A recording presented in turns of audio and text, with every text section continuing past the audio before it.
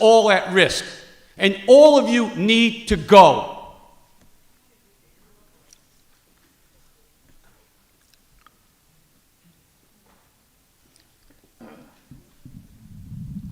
Hi, everyone. Mary Townsend, Special Education Teacher Assistant in Warwick Public Schools for 40 years, Wise Union President, and Warwick taxpayer. I had to come up here just to kind of address some of the things that will affect what I feel are not only Wise members, but students. I know that the budget shows that there will be teacher assistant cuts, and of course I hope that you've considered all the program needs of the students regarding staffing. My bigger concern is that of our Buildings and Grounds Department. In the recent years, we've worked hard together with you to bring our staff more back to where it used to be, to have enough people to clean our schools, to keep everything good for the kids, and to be there for the kids. And because I can't address the cuts specifically, only what I can kind of deduce from Mr. McGrath's budget presentation, I just wanted to add a few points. Building mechanics. You know, the budget said 9. I tried to count how many building mechanics we have, but maintenance mechanics at the shop are different than building mechanics in the school. Our secondary schools during the day have a head custodian, a 52-week custodian, and a building mechanic. I'm going to use Vets for an example because Vets is the largest middle school in the state of Rhode Island. You have 2 custodial staff members cleaning that building and not that they shouldn't and not that they don't, but in emergencies, you have a building mechanic that is there to worry about if the elevator is broken, and the custodians are tied up cleaning up blood spills in the nurse's office or working the lunch periods of the day. They're spread thin, it's a huge school, and without the building mechanic, who's going to address that elevator issue, especially if my student is on the 2nd floor and then can't get back down? Just want to point that out. There's a personal piece for our students that have mobility issues, not just my student. So the building mechanic thing was one thing because I feel like it affects the daily staffing of our day staff at our secondary schools. Our elementary schools, you know, they're going to have their head custodians, they're going to have their night custodians. Please give me just 1 extra minute, because when I look at our Buildings and Grounds Department, some of the things I could see in the budget were that we were losing the weekend custodians because they weren't listed in Mr. McGrath's presentation. And while I feel badly about that, I think that it's been a benefit to you to have a weekend custodian at the secondary schools to be there for athletic events and to complete cleaning that needs to be followed up on. My other concern was the helper custodians that we hired. The helper custodians support our elementary schools as well as the maintenance department and work that school for the entire day so schools don't have to be closed like did happen on a few occasions with staffing of teachers or whatever. I just think that, you know, they perform a greater service than the budget value that's placed on them. Without them, and I know somebody's going to say to me, well, we never had them before, but you know what? Then you were pulling our tradespeople from all over the city, the locksmith from working on the doors, or the electricians who may have emergency at Tollgate, to go open an elementary school where they had to stay all day, meaning that any emergency work that the trades, electricians, plumbers, any of those people could do, they're taken away from that because they're opening an elementary school, when here we have the 5 helper custodians who assist in that process. You know, I looked at the numbers in our maintenance staff. There are only 22 employees, not counting clerical, in that maintenance staff. And we have 20 schools or buildings. So I know my time's running out, Judy. Thank you. You're welcome. I hope you think about all those things and the financial value that is to the district in another way. Thank you. Thank you.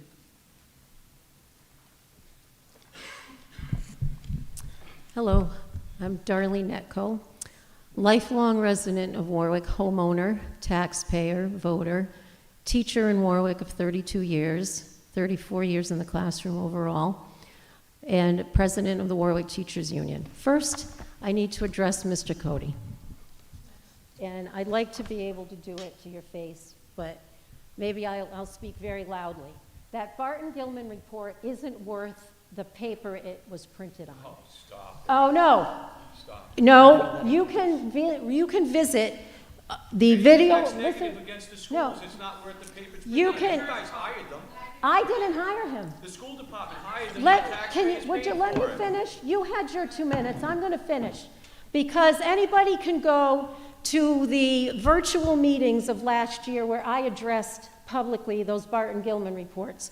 The first report was given to the school committee and the city council and the mayor in December 2019. And at that meeting, I pointed out all of the fallacies, inconsistencies, selective comparisons, et cetera, that report used. There were 2 phases to the report, a fiscal report and a programmatic report. And we never even heard everything in the programmatic report because last year the previous superintendent gave Barton Gilman another full meeting, I think it was in March, to state scurrilous and specious complaints against our 2 unions. So you're saying I that took, the would you the please let me conversation about finish? being overpaid was not accurate? Excuse me, It she is has not the microphone accurate. right now. My union had a 0 for at least 2 years in the last 5 or 6. 0. You can't tell me that we're getting too much money when we're taking no raise at all. And furthermore, when they were using comparisons, they were using comparisons to districts that don't pay Social Security. Warwick pays Social Security. That automatically changes the equation when you're talking about per pupil spending. And I have prepared remarks here, and I would like, some of them will address this business about the schools being greedy and asking for more money, or the schools are a fiscal train wreck. If the schools are a fiscal train wreck, it's because the city made it that way. Let's go back. Let's go back to the Great Recession and Teresa Paiva-Weed and Gordon Fox. And they told back in 2009, 10, whatever it is, 8, every city or town could underfund their schools up to 5% below the maintenance of effort. Warwick was the only city or town that did the full 5% and never gave it back. So going back to that date, this system has been operating in a deficit. Now, I fault last year's administration for not asking for more money after previously coming to this school committee or their predecessors and saying, we need more money, we need $11 million, we're going to cut sports, we're not going to fund the WISE pension, we're not going to do this and that because we need more money. We're going to do a Carullo action because this city underfunded us, and it has been compounded. And 2 fiscal managers before, or the one, there were a couple before him, pointed out at every meeting the amount of money this district has lost. And let's not forget that this district, as the previous superintendent said, right-sized itself. It's right-sized. They closed secondary schools, they closed elementary schools. We are missing we're 200 plus teachers fewer than we were. We're X number of WISE members fewer than we were. We're X number of fewer administrators when those schools closed. The fact of the matter is, education is a labor-intensive institution. In order to educate students, you need to have teachers in the classroom. That's step 1. Then you need to have support professionals and support staff, and you do need administrators. You do need to have people running the district. And that costs money. You can't just put a television on the wall and put 500 kids in here and say, watch that television, and then save the amount of money it would cost to educate those 500 kids with one-on-one instruction in front of them. It's ridiculous to come here and blame this school committee and this administration for mistakes of the city of the past. Even the current city council and mayor weren't in place when that decision was made. And let's not also forget that our school department was paying the debt service on the bond going from 2006. Only city or town in the country paying debt service on a bond. The late Eugene Nato used to speak about that at every meeting. Many people have spoken, but I mean, Mr. Nato used to speak about it every meeting. So the city is responsible for not properly funding these schools. So I don't want to hear that they're irresponsible or teachers are greedy or wise people are greedy. We're not volunteers. Do you expect us all to come and volunteer? I mean, we love what we do. It's our passion. I've been doing it for 34 years. I wouldn't do it if I didn't love it and I didn't care about kids. But don't you dare say that we don't deserve our salary or we don't deserve a fair working environment.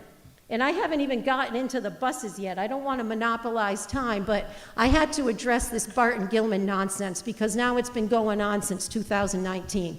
And here it rears its head again. Don't compare us to Coventry and East Greenwich. How about if you compare us to Pawtucket or Woonsocket or some of those other, urban ring does Cranston. They don't pay Social Security, though, so that comparison doesn't work. We work under unfunded... Ms. Necco, I'm going to have to... All right. We work under unfunded mandates. This letters training that we're, providing, and we don't have PD now in the budget. Buses, if your bus company can't provide the services they've contracted for, then they've broken a contract and you need to sue them.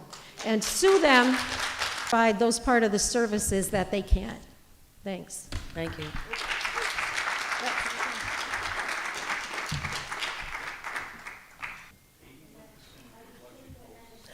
Hi, Joanne Schofield, Mentor, Rhode Island, Warwick resident, and proud member of the Mentor, Rhode Island Hold team. on, please. Yeah, I was just going to say, thank you. For I'm sorry. 25 years. So I am deeply committed to the Warwick Mentor Program, and I just wanted to step up to say thank you for your support of the program and including it in the budget, and to also mention that we're here, we're ready to work for the kids, and we're ready to jump in with both feet, especially now that things seem to be hitting more normal stride in our day-to-day. School Committee Superintendent, Betty O'Leary, custodian, Greenwood Elementary. I stand before you tonight. I do not know what your cuts are, but I also know that for the past year and a half, we haven't been able to keep our schools clean enough for you, enough to hire another company to come in and help us. If we do have any cuts, how do you expect us to keep them as clean as they are right now? It's extremely difficult for what we do every day, because I am paid by the city to keep a safe and healthy school environment for these children and staff. I need your help to do that. By cutting us, I really do not know where we will go from here. I had to work late tonight. There wasn't anybody to come in this afternoon.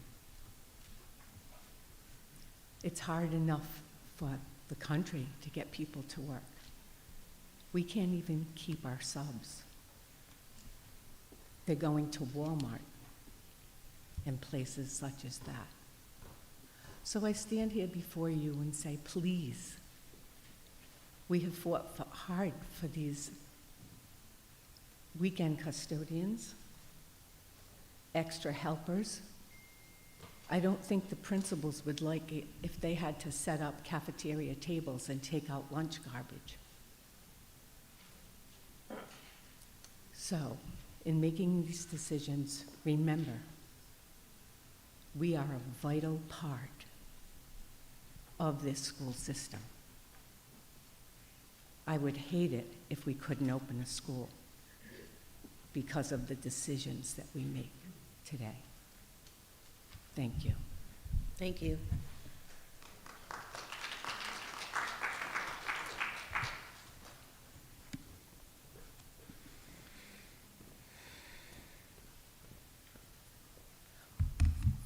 Good evening.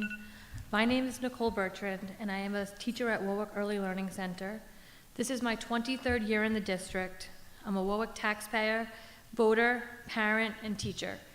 I stand before you tonight to respectfully ask that you do not vote in favor of any cuts to transportation that will affect the programming of the special ed students at Welk. I appreciate that the decision to reduce special ed services on the IEPs was rescinded. However, eliminating the 1 o'clock buses and extending the school day presents with significant challenges. We have tried a 6-hour program in the past, and it did not work. With the current buses in place, we take our lunch breaks and planning when the students leave, which allows for all staff members to remain in the classroom for the entire time the students are at school.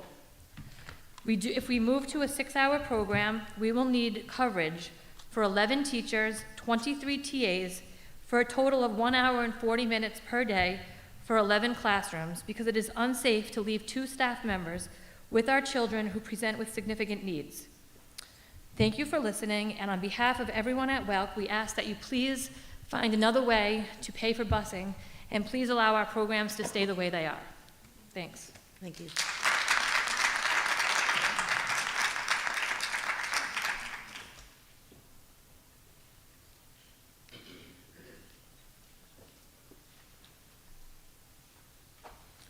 Hello, my name is Mike Macchione.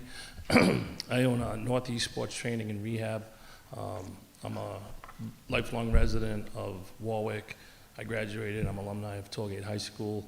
I just wanted to let everyone know I'm available. I'm in attendance just in case anyone needs any kind of clarification or an understanding of what the scope of work is that we provide for the schools. So, thank you. Thank you very much.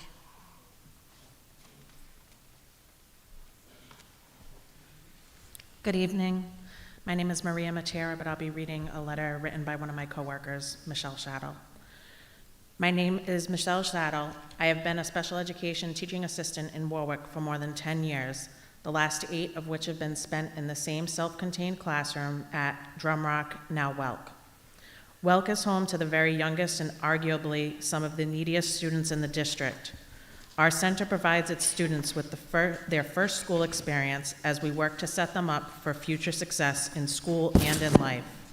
Many of the teachers, teaching assistants, and other providers have been at this school for as many or more years than myself, as it is truly a special place.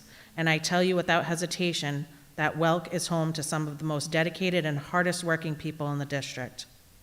When I started at Welk, our students were in school from 8:45 until 1:45 every day.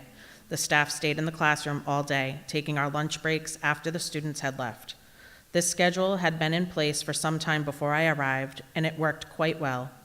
When a new administrator began at Welk, she implemented a new format where our students were at school for a full 6 hours.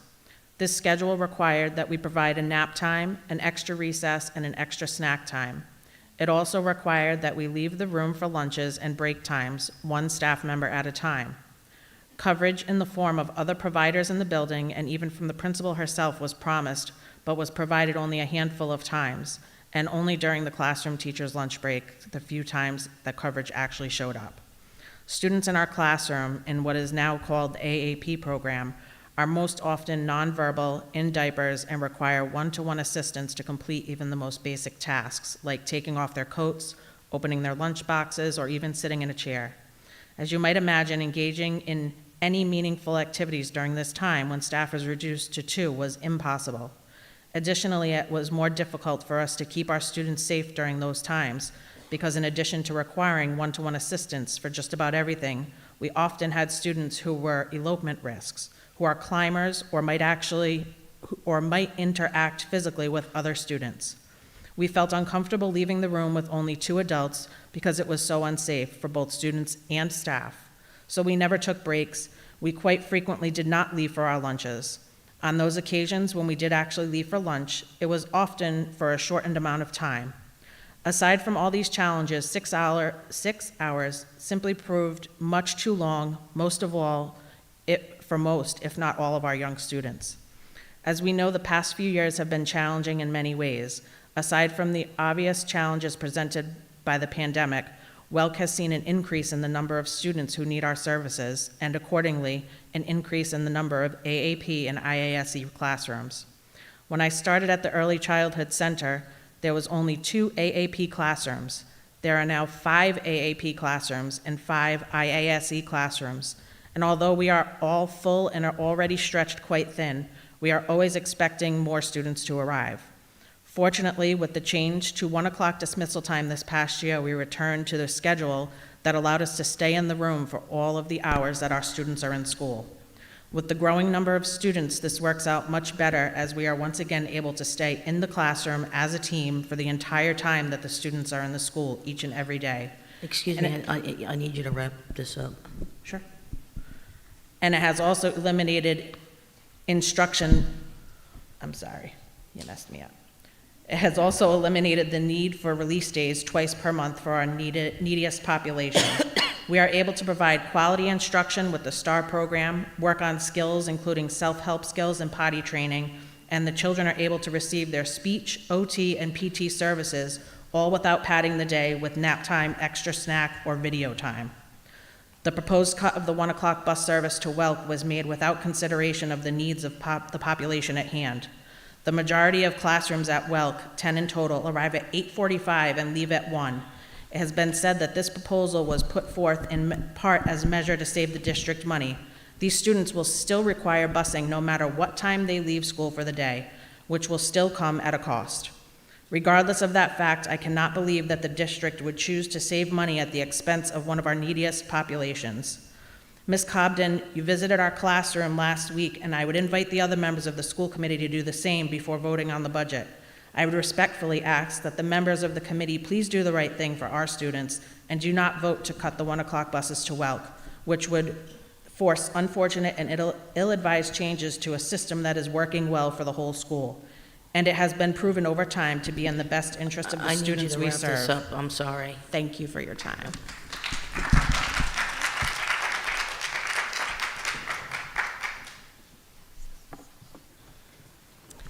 Good evening. My name is Jennifer Smiley, and I've been a special education teacher assistant in Warwick for the last 18 years.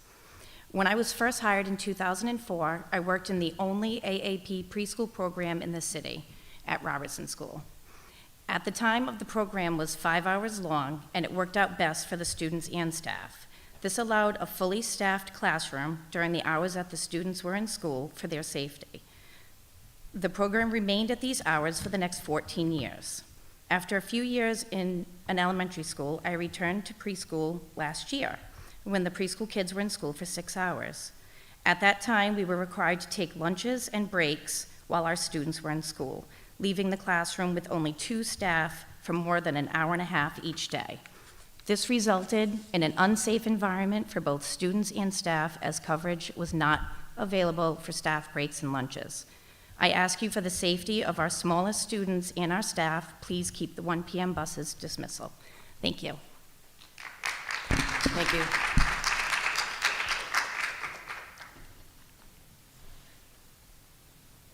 Hello, Julie Connors Costello, Warwick resident, taxpayer, graduate of Warwick Veterans Memorial High School, and teacher of 25 years at Windman Middle School.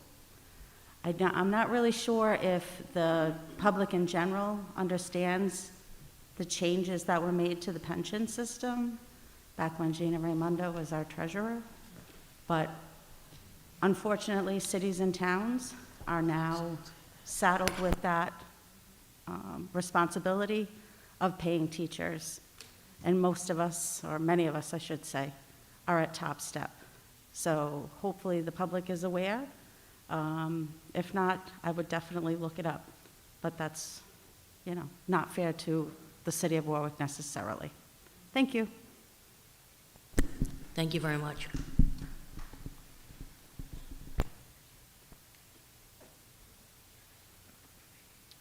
Good evening, everybody. Robert Cushman, former Warwick School Committee Chairman, and I was also a member of City Council. I'm not going to really talk about the budget or anything like that, but what I want to talk to you about is my disappointment and just the way this whole process is run. You are our elected representatives. We should have an opportunity to actually have a dialogue with you on this budget. This budget is a $170-something million budget, represents about 55% of the total tax dollars in the city. And not to even be able to talk to you specifically about some budgeted line items is very disappointing, because I think we should be able to get into what's your mindset, what's your decision-making process on many of these line items. And, you know, I served on the school committee, I think it's 16 years ago, and maybe my mind is failing me, but I thought back then we actually had dialogue with the public. I know when I was on the city council, we had 12, 13, 14 hours of sessions with the public. So this is very disappointing to me. It seems like the only way we can actually question our elected representatives and the administration is during the other budget process, which is the city council, when you come before the city council. I know last year I had some questions I had to ask you, but you know, these people are all making fantastic points. I think they shouldn't just be limited to comments. They should be able to ask you specific questions on specific line items. And you're not letting them do that. And that's, to me, very, very shameful. Thank you.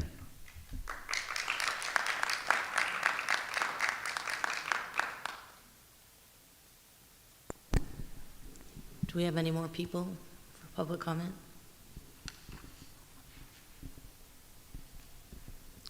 Okay, well, we'll move on to our unfinished business, which is obviously discussion and action of FY23 Superintendent's recommendation on the budget.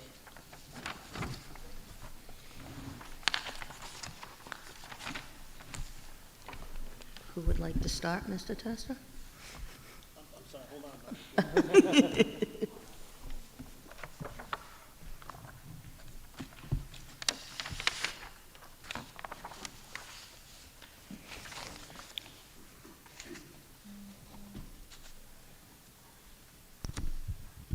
Thank you, Madam Chair.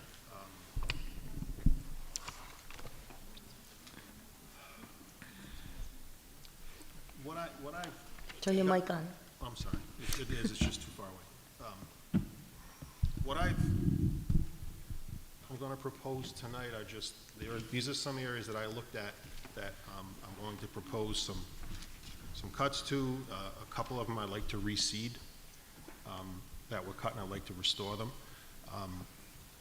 I can tell you, I've been through this. This is the third go-around through this particular budget, and I said it last week, and I'll say it again this week. And we have no control over our revenue, so all we can do is squeeze expenses, and I really mean squeeze expenses. I think I would disagree with some who characterize the Barton-Gilman audit as just totally flawed. I think there was some good points to it, and I commented on it at the time. And I think the way the current system is structured, that a school department can have some semblance of control over its revenues, it's through its collective bargaining agreements. But again, on a higher level, a collective bargaining agreement is just an expense. It's just another way of squeezing an expense. So how do I manage those expenses? How do I flatten them? It's an awful system. It gets worse every year. And you can talk to any school committee member from any city or any town, and they have it's the same problem. It's the same dance. It's the same lack of ability to increase your revenue and just take what's given to you like Oliver Twist. You say, thank you, sir, may I have another? And they say no, and you come back and you cut it further. So, but that's enough of my pontification. So there were a couple of cuts here that I'm going to propose. In the budget we had, I think, 14 building aids. Building aids were introduced during the pandemic. They were introduced essentially as, and if I'm wrong, someone from administration can correct me. I think they were introduced just as an extra set of hands in the classroom, a lot of them, because of the restrictions placed on us with COVID and whatnot. So I think that after speaking to Ms. Ruggieri, I think there are some schools where those extra people are needed, but I'm going to propose that we cut 10 of them. So that's about $135,000. In addition, Mr. McGrath, you and I have spoken before. Traditionally, our budgets have always included a breakage number. It's a best guess on retirements, what we can expect. And if you look back at our historical data, we have roughly 20 retirements over the last 6 or 7 years, I believe.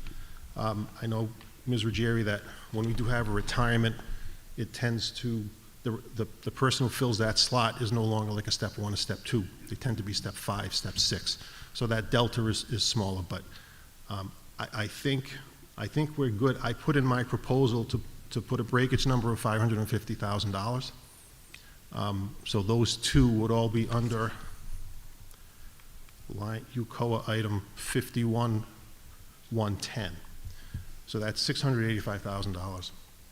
That essentially reduces the ask. I don't think it's unreasonable. I think, again, historically, our retirements kind of mirror that pattern. We should be okay. I mean, if at the end of the year we project 6 retirements, we get 4, we can't control that. But I think budgeting for it, I think it's a prudent budget exercise. I don't have a problem with that. I would also look, and here's where some of these potential cuts are small. We had $75,000 in snowplow overtime. I'd look to cut $5,000 from that. We have a severance line item, 51322, which is budgeted for $300,000. I look to cut $25,000 from that. That gets us closer to an average between FY20 and FY21. You need the other codes, Tim? The snowplow overtime was 51,202. Hold on. 53,220 is purchase services, other educational services.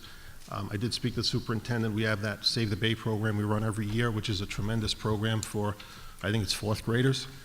She did say that that's grant funded. Save the Bay got a grant to provide that program, so we can take $20,000 from that line item.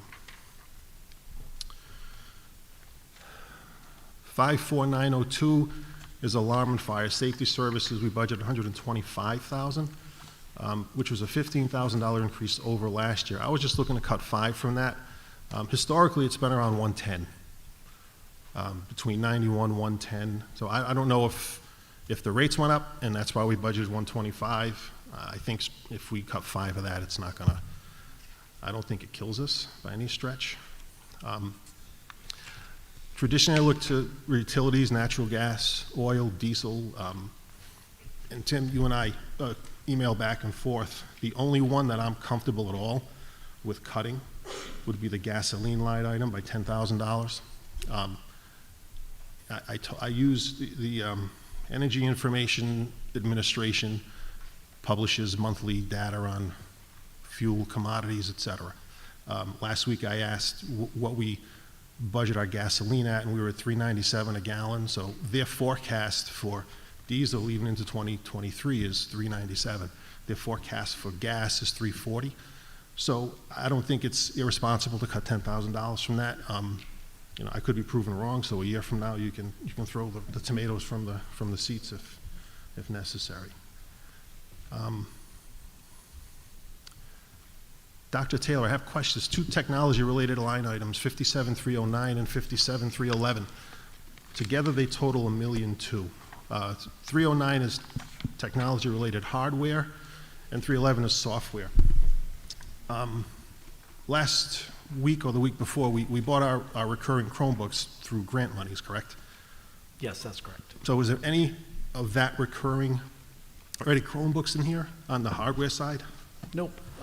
Our initial, just for a little bit of a historical perspective on the process, we began our budget ask for all of the technology, for student technology, Promethean board, technology, and that began at about 1.2, 1.3 for hardware, and from there we backed out as much as we could for student devices and teacher devices to get down to that leftover remaining amount of money in the budget for hardware.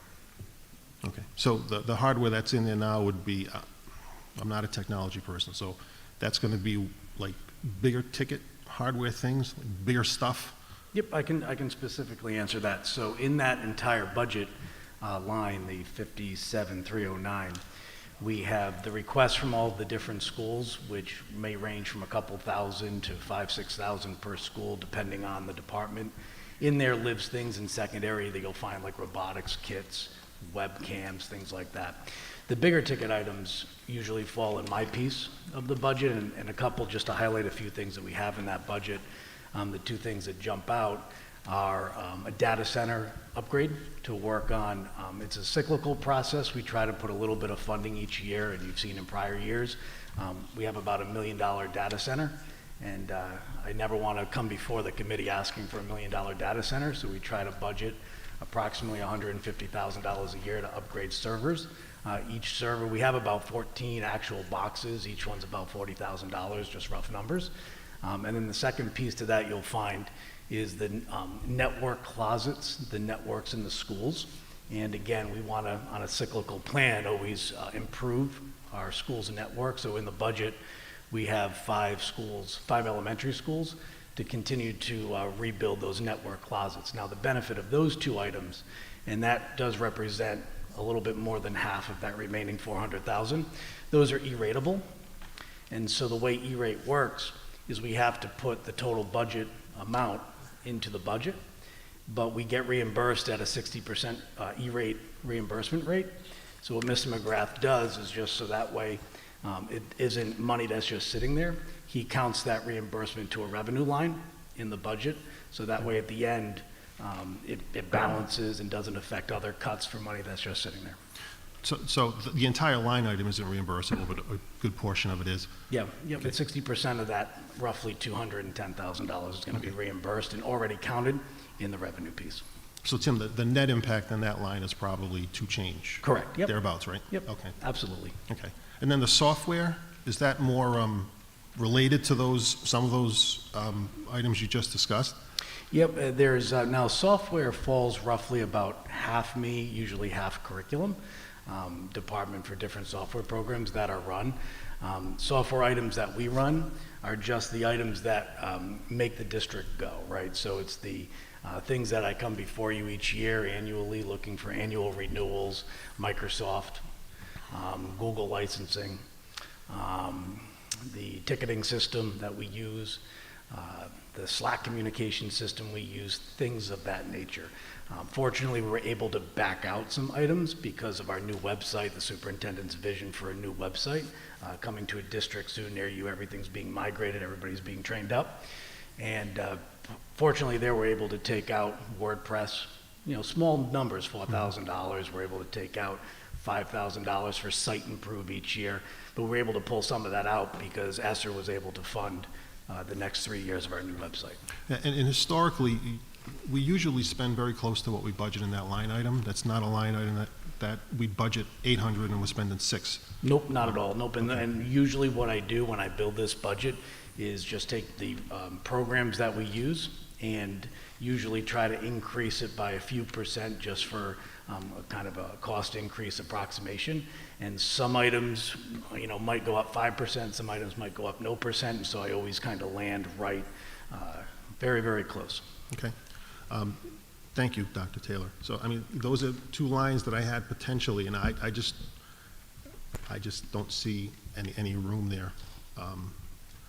So I'm going to go to Mr. McGrath.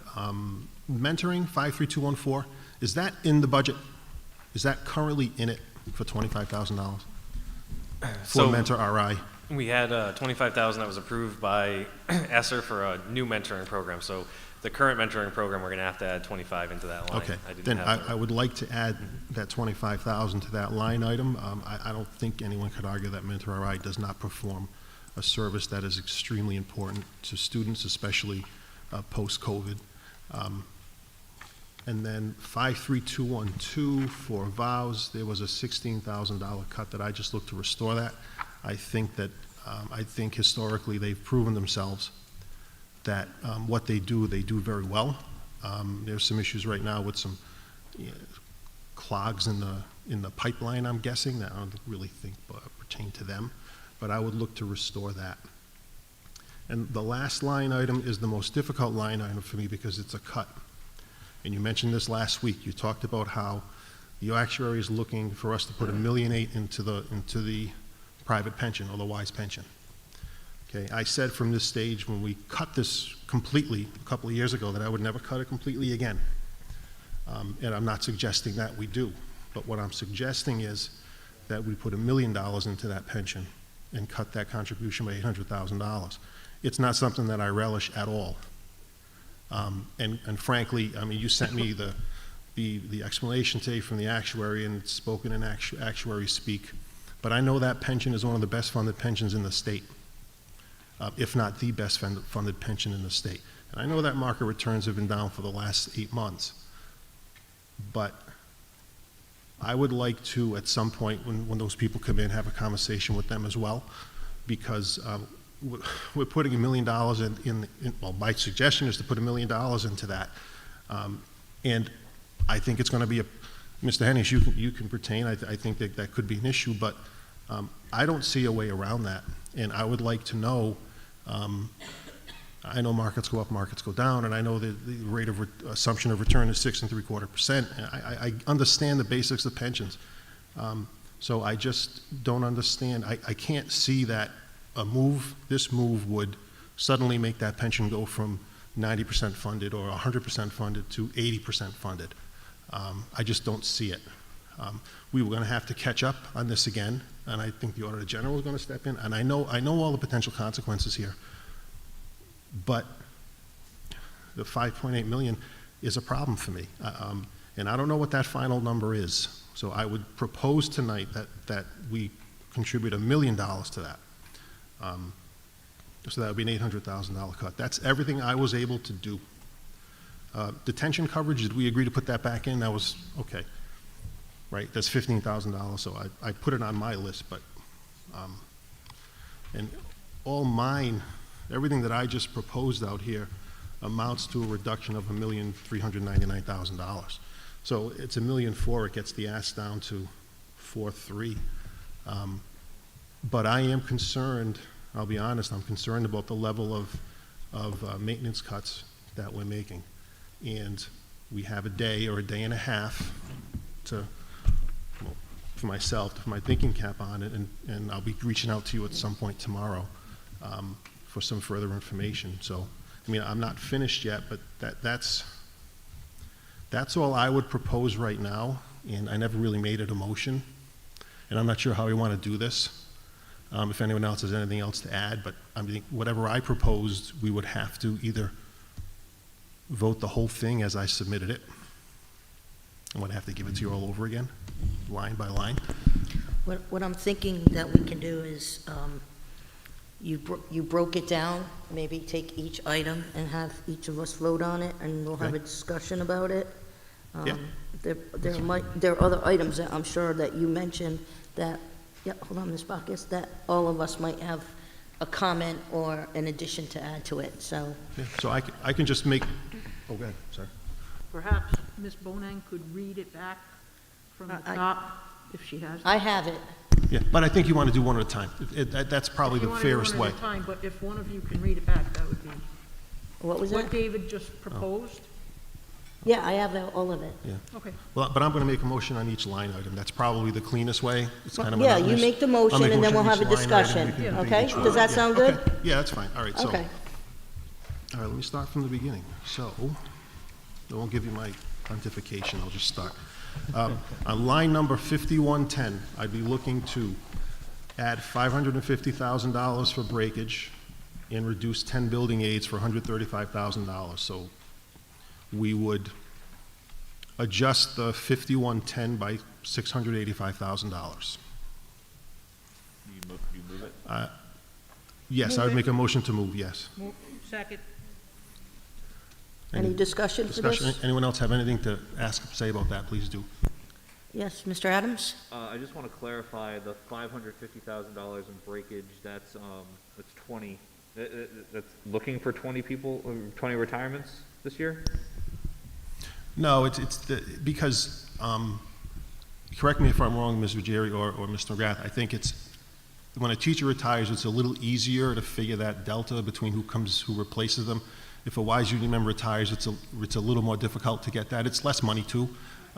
So we looked at the overall number. There's no firm number of people there. It's a dollar amount, right? Yeah, it's a very hard number to target. It really depends on retirements and who gets rehired. Looking at the past details, it ranged somewhere between 400 to 600, so I think 550 would be a decent place to land and a good starting point. Okay. And then my second question, I guess, to Ms. Ruggieri, the 10 building aids that Mr. Testa had said we originally brought on, what was you said, 14 for COVID? Well, we had 43 originally. Correct. But this budget was built with just 14. Right. Are we able to? So we originally had put in one per building at 4 hours per day. Okay. I feel that there are 4 schools that don't only have TAs in kindergarten. They don't have additional TAs in the building. So those 4 buildings could use one building aid for 4 hours a day. And then the rest of the building aids would be cut. Okay. Thank you.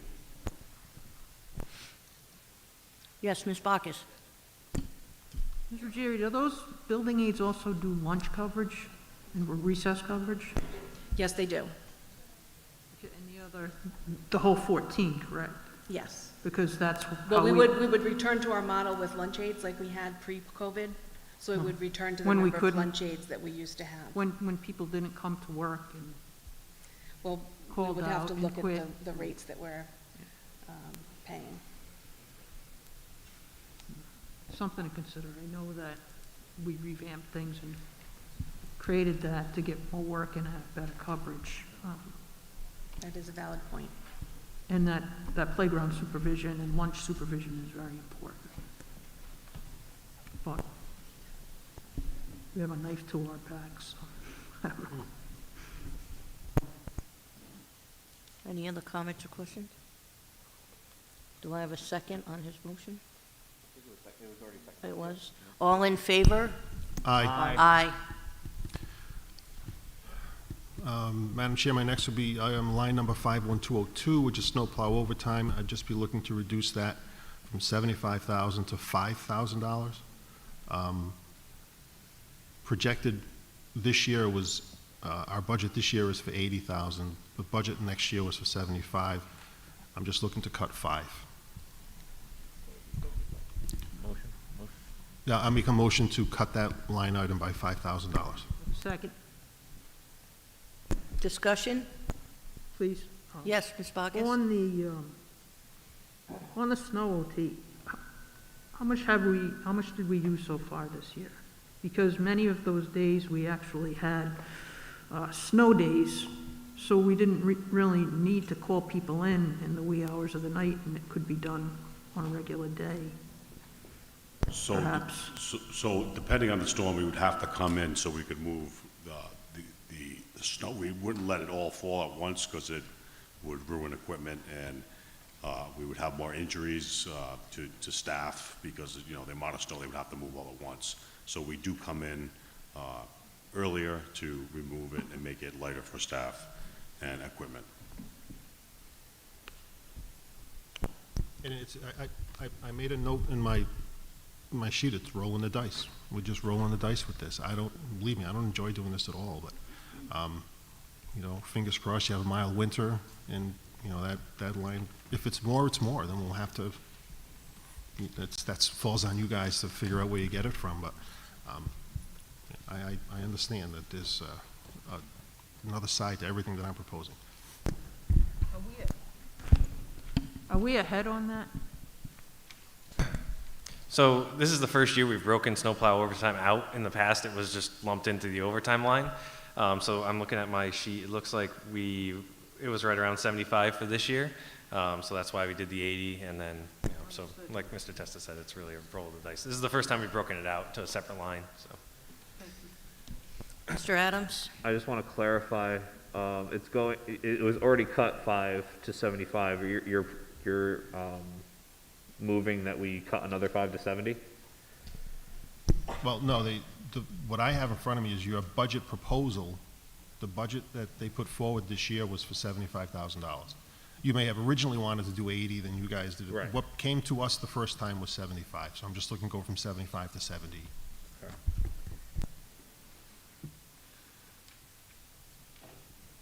Anyone else? I know we had a lot of major snowstorms this year, and I was kept abreast, so to speak, of what was going on, and I'm a little nervous, even though it's just $5,000. I'm a little nervous to cut that because I got a better understanding, I guess, of exactly what was going on at some of the schools. Like, we had a big snowstorm, and it took, Mr. Oliver, how long did it take to clear just Tollgate out of that major blizzard we had?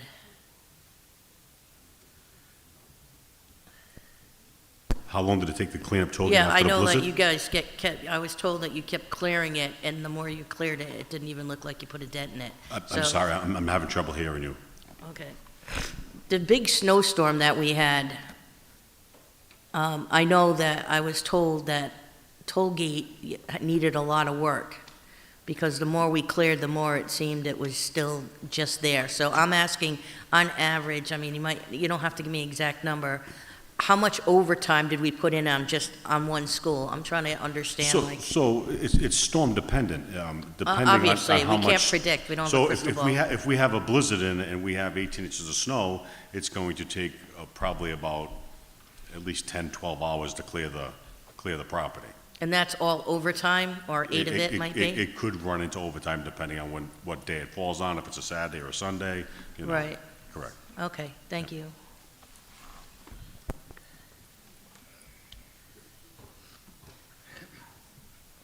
So I guess we have to use a crystal ball for whether we're going to get a lot of snow or not. We can hope we don't. I mean, to put it in perspective, there's an entire possibility that we're going to go over the 80 next year. Like, if we get hit with several blizzards, and you're going to have to figure it out next year anyway, if that's what it comes down to. That's correct. Right. If we have over amount of snow over the course of next year, then we will be over budget, and we'll have to Right, figure and it out. if we have, This is a dice throw regardless. and if we have a mild one, then we have a savings. It's a crystal ball question, so. All in favor? Aye. Aye. Madam Chair, my next is line item 51322. It's severance. In FY '21, it was $352,000. FY '22 was $747. There's an explanation for that in there somewhere, I'm sure. And then it was budgeted for $300 this year.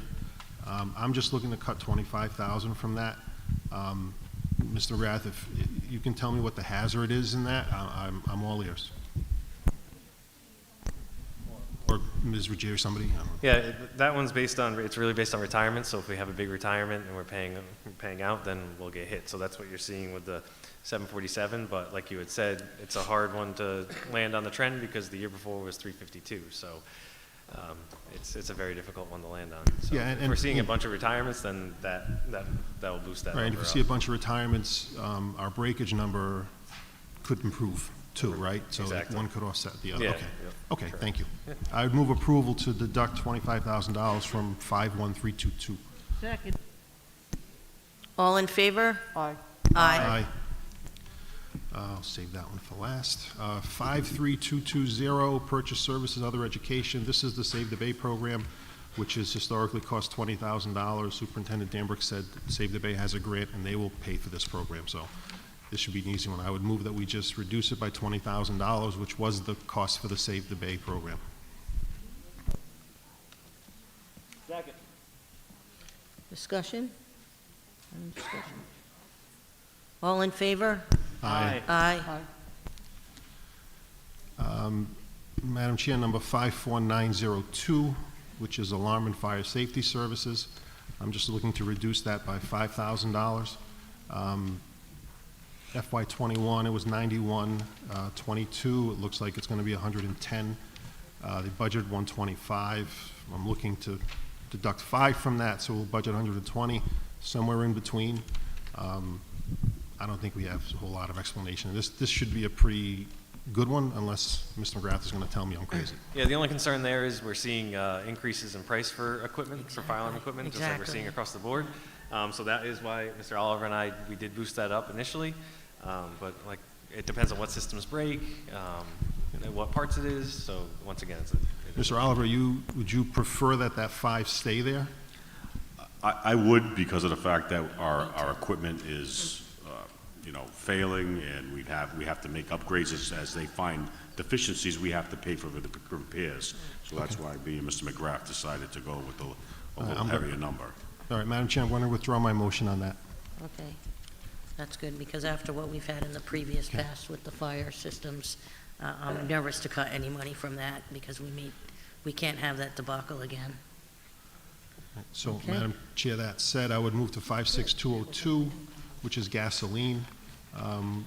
The budget has $338,200. I'm just looking to reduce that by $10,000. I explained where my thought process was there.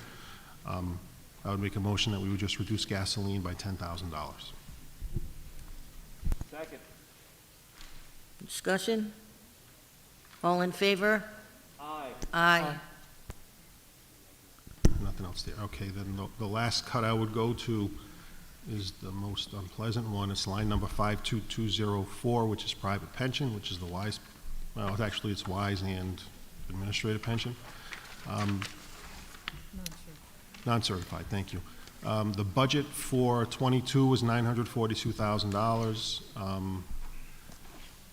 The proposal for 23 is $1.8 million, and I am looking to reduce that by $800,000 to $1 million. I have a motion to reduce that by $800,000. Second. Discussion? Mr. Adams? I believe Mr. Testa asked this last week. I'm not exactly sure of the answer, but I think he asked what the current. Do we know the current state of that pension right now?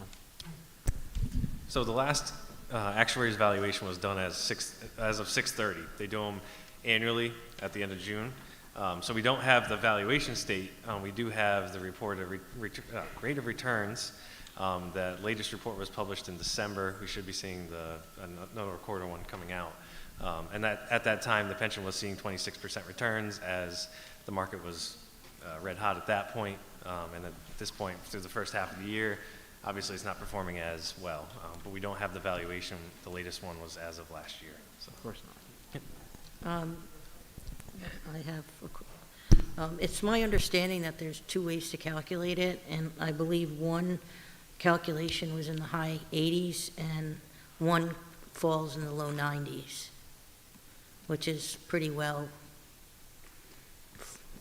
pension. Correct. So yes, as of 6/30, it was 101% funded, and that was due to those 26% Right. returns. Yeah, so you're correct. 80s Thank you. to 90s. Yep. I'm sorry.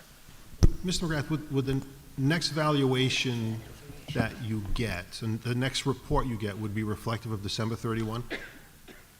We have the performance is they do quarterly, but the evaluations are done on an annual basis. So as of 6/30 every year, they do their valuation. So we would have gotten do you get the 12/31, the fourth quarter performance? Yes, I do have that performance. Okay, and that wasn't the 26%, that was the June number? I believe, no, so that, at that time, the market was still performing well. Okay, The returns so were the still first high. quarter of this year is not Correct. in your hands yet, because it recently ended, right? So, Yes. and it's probably going to be down, right? Right. I would- Or very low. Right. It may be negative, I'm not sure. So, right, so, and again, I mean, without knowing how it's invested and all that, I don't believe pension returns should float in alignment with the market, because if they do, they're not invested properly. They should not go up as much when it goes up and not go down as much when it goes down. And that's a fiduciary responsibility anyway they have to do that. So, again, it is on the table. It's the one that leaves the bitterest taste in my mouth. But, I think we have to come up with a realistic ask. And I may sound like a broken record, but we have to come up with a realistic ask. And if at the end of the year these things don't pan out and we have a deficit, that's a separate conversation we have, and there's a process for that. And I think that's the most prudent way to proceed than to build your gigantic ask, get laughed out of the room, and then get an amount that is just unlivable. And I think that's my intention here. So So that's it, Madam Chair. That's on the table. There's a vote for 52204, reducing it by $800,000.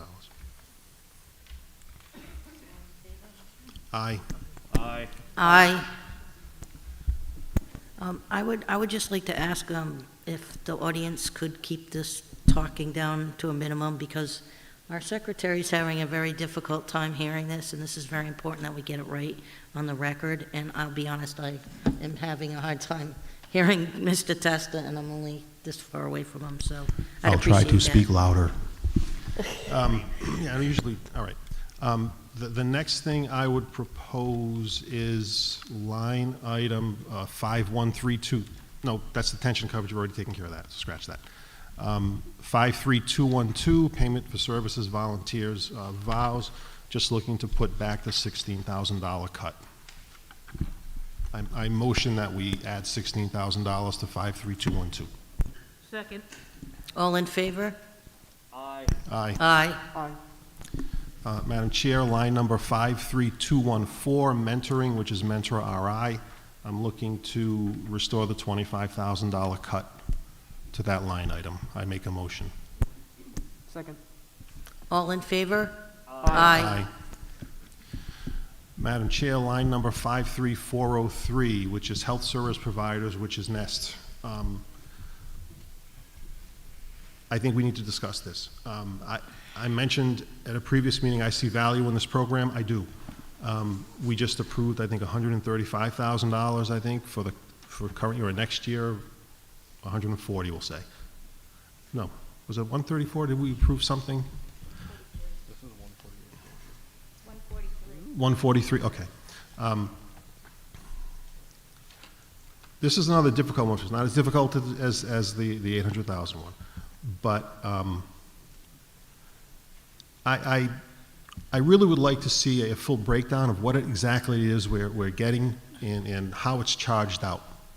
You know what I mean? I mean, 140,000 is a lot of money, and I'm sure that there's a contract in there, and I've read it very quickly, but there's services rendered. I just don't know what the cost is for the services, how many hours we're getting billed at, because I know in previous years we've had, in FY21, we billed it at 94.9, but Mr. McCaffrey, maybe you can help me, or Mr. Ricks, in 2021, was that a shortened athletic season?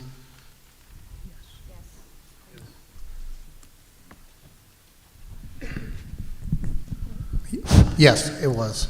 And we also had another, we've shortened it before because of budget cuts in the past, and we've also done it because of COVID has had an effect on it. Right. And then I think the last thing that was before us at a previous meeting was for 3 years, right? So we were going to sign on, try to do 3 years at a time, but of course I'm sure it's worded that each party can, make adjustments if necessary. That's correct. And if I may respond to your previous comment, I do have that data if you are interested in getting it.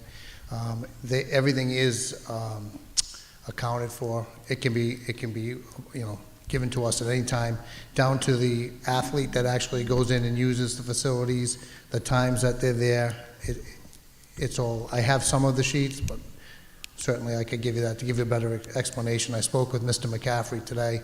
Because we talked about moving forward, should it be put back in, that we would get monthly reports as to of what's going on. Okay, so Madam Chair, having said that, and we have another meeting, so this item can wait, but I would like to have the discussion on it now. So I'm not, Ms. Nanias, can I just move it for purposes of discussion?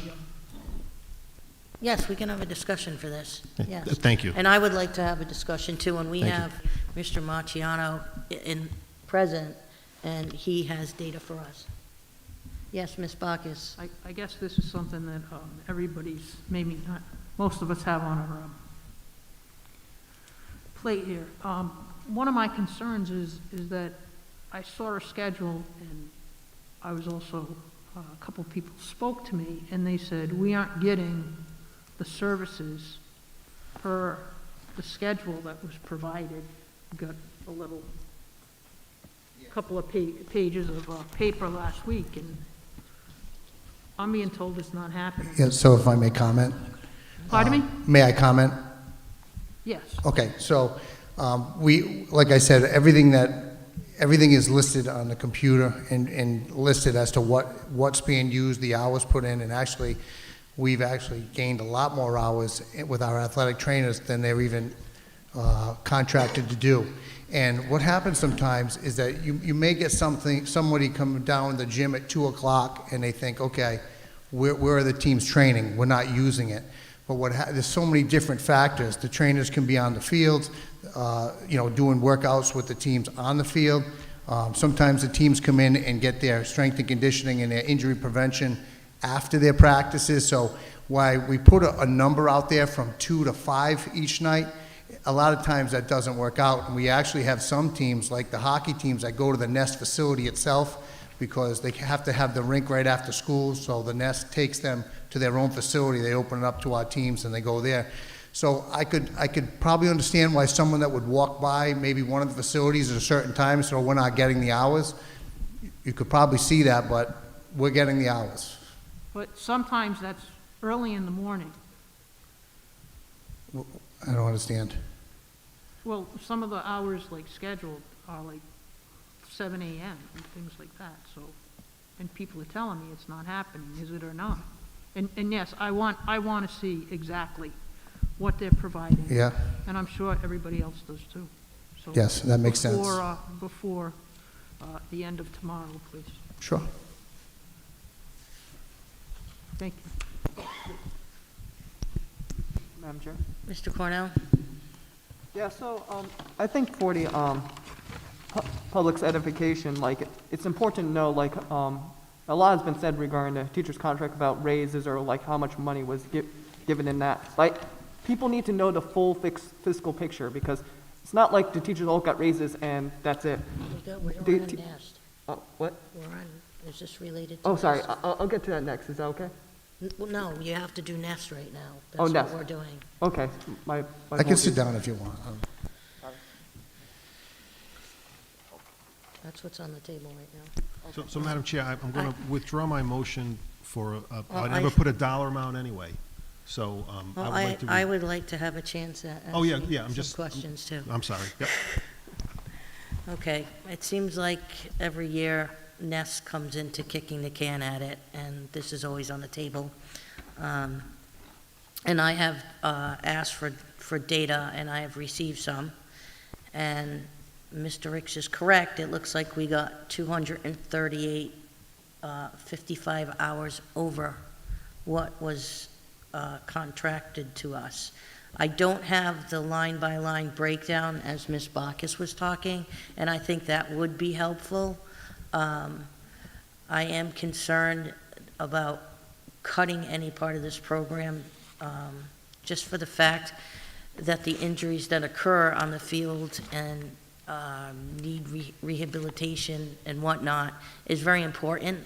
And it's severely important when we come down to head injuries, which we see on an average much higher than it used to be, like, for say in the 80s when I played sports. We didn't see as many concussions then as we do now. And if, God forbid, I've read a few articles on this and I can quote them if anyone's interested and send them to them.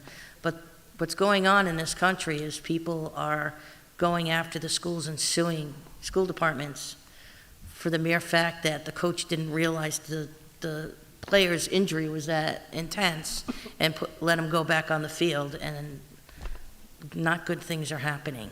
And, you know, I think it's important that we have these people on the field and with our athletes to make sure that everything's going okay. We need our students healthy, and I think this is an important piece to it. The other problem is we have an athletic department, and we're losing tons of our athletes to other schools because they have maybe a shiny new gym, a nice new turf field, and better facilities than we can offer right now. And it's a shame. And the things that I hear, such as people poaching our, and well, I'll say recruiting our athletes in Warwick at a middle school age and them fighting amongst each other because maybe one district wanted little Johnny and now the other district says they want little Johnny and they're fighting about it. We need to have as best a program with the fields and the conditions and things that we have as of right now. We have to have offer as much as we can. And this is something that most districts do have, correct, Mr. Ricks? Yeah, so they're trying to get them. There's a national shortage of athletic trainers, so we've had other districts and we've had the actual interscholastic league asked to use our trainers, and they would pay them for their services when we're not using them.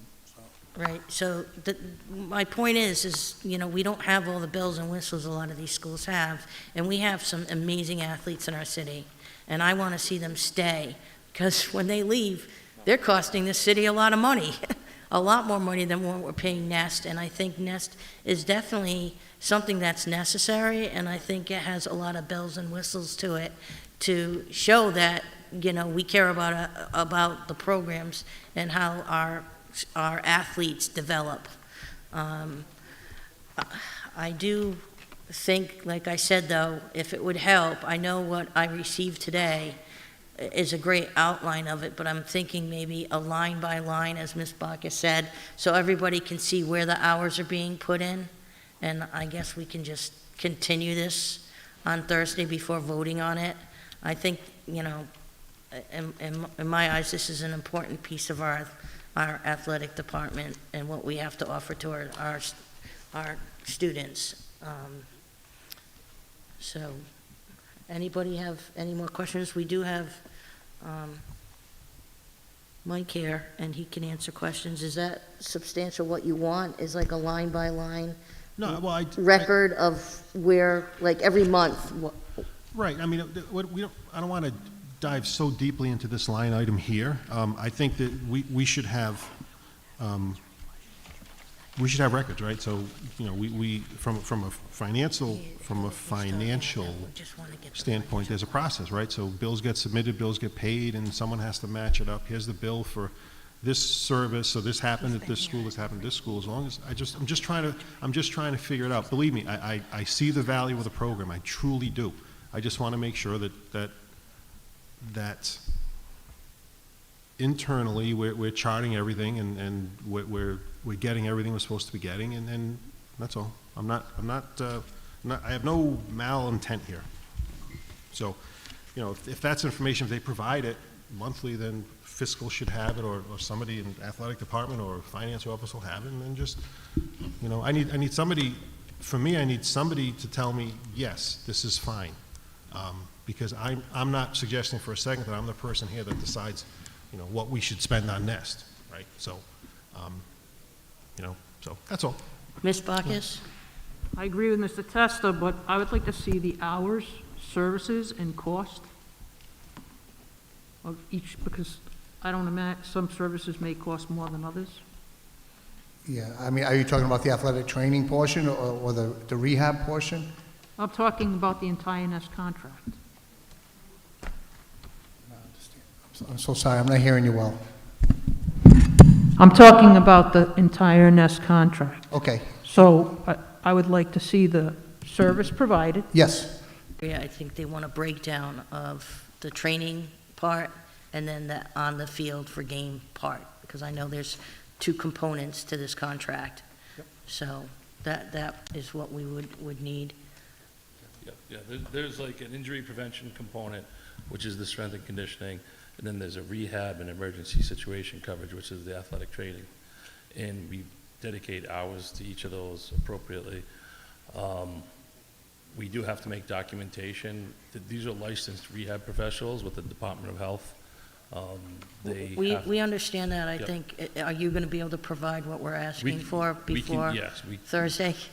Yeah, we can't disclose like names and No, we don't need the names. medical We just- information, but we right. can give you a clear Correct. documentation as to That's game what they're coverage. looking for. Yeah. Okay, thank you. I appreciate that. I think we're, yep, Ms. Bacchus? I just want to say, Nest has done very well for us over the years, so this isn't seeking to hurt you or anything like that. It's just that we are in a very precarious position, and we have to look at everything, and, because I don't know how this is gonna happen. With, over 3 decades, and the rubber's really hitting the 100%. road this year. Yeah, 100%. We've cooperated and done the best we can to try and, Appreciate that. you know, But I'm not more trying to work say at that your times. services aren't, you know, well done, because we've No, done they're- very well by your service. They're doing a Thank great you. job for us. Thank you. Okay, thank you. Any more questions for Mr. Ricks on this? Okay, if we could just get that information, preferably way before a meeting on Thursday. That's a lot of time, I know, but I'm sorry about that, but that would be helpful. I know you gave me a great breakdown, so we just need it more in depth. Right, okay, wonderful. I appreciate that. Thank you for taking your time to be here. Madam Chair, I want to withdraw my motion, Okay, and then we can revisit this one Thursday. okay. Mr. Adams? So I have a question, so I can't have a motion until I know what it is. 54201, I don't know if this is Mr. Oliver or Mr. Gothberg. It's the rubbish disposal services. It was $50,500 in fiscal year ‑22, and now it's going to be $120,500 with the $70,000 jump. So currently, we used to have the city services of trash removal. They used to come help us out, move our trash. Currently, I have been informed that they can no longer provide a service for us, so we are going to have to go out and find a private vendor to remove all our trash. I have currently gotten a quote for the service. And So the $70,000 is that quote, I'm assuming? it's substantially more than what we have here on the paperwork right now. Well, never mind. Thank you. Ms. Bacchus? For 3+ decades, this school district has been the red-headed stepchild of this city. And what Mr. Oliver just reported proves that. You know, back in the 70s and 80s, Warwick was a top-performing district. When Link Chafee came in,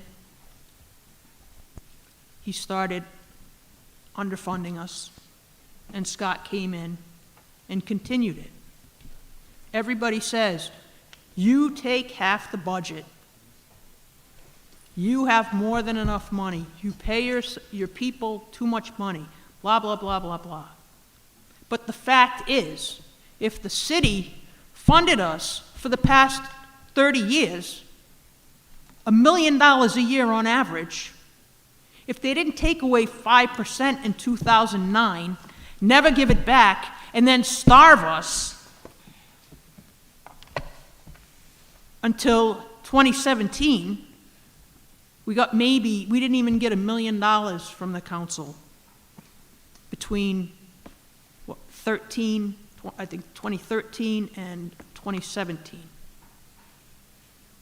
And it wasn't good before because the Teresa Piper weed bill and being cut and never getting that money back. We were the only district in the state who was cut that severely. Every other district that was cut received a return of those funds in the following 2 years or less. So it's been cut, cut, cut. And at first, we cut building maintenance because that's where you start to cut when you have to cut. And then we had to go to low-lying fruit. And we cut all of that. And then people started leaving the district. They weren't happy with services. They weren't happy with the condition of the schools. I mean, for Pete's sake, a few years back, we had to put a new roof on vets because we were going to lose our certification if we didn't. New roof is over $1 million. And then the heating system went down, and that was millions of dollars, and they had to cut the roof open for it because they had to put an air handling system in.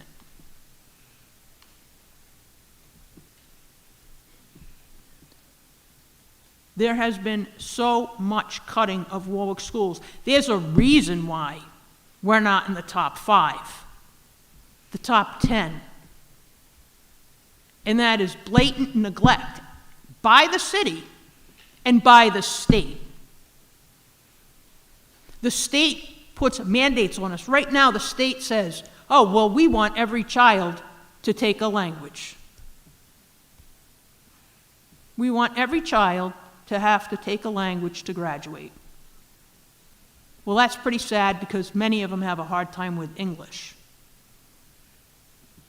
And many of them aren't going to college, and we have to stop telling kids that they have to go to college because the trades are far more lucrative.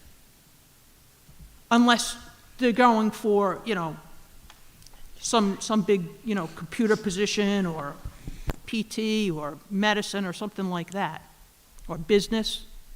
But the trades are awesome, and we need to push that. And we don't need to make our kids take all these crazy classes in calculus or trigonometry or whatever they have to take. They should focus, if they want to go into the trades, we should focus them on the trades. Why should we make kids fail? Why should we tell a kid who wants to go into marine science that he has to take a language and he has to take certain science classes, that biology and stuff, that he may not need that. He may need marine biology, which is going to be taught to him in his class. So we have to look at what we make kids take. Now, right now, and it should have happened much sooner than it is, but it didn't. But in 2017, David Testa, Gene Nato, may he rest in peace, and I finally got past a personal finance requirement for Warwick. Now, the state did it a couple of years ago, but we actually passed that in 2017 as a mandatory subject for every single student going through Warwick schools. And it's not online yet. And that is not the fault of the current administration. But people need to understand that while you see a lot of numbers, and on some things I'm not going to disagree with you, but if you think education's expensive, try ignorance. Do you want your kid working for $15, $20 an hour with no benefits and no life and no future? And that's where a lot of our kids end up. And it's really hard to raise a family on a where you don't even have benefits, medical benefits and things like that for your kids.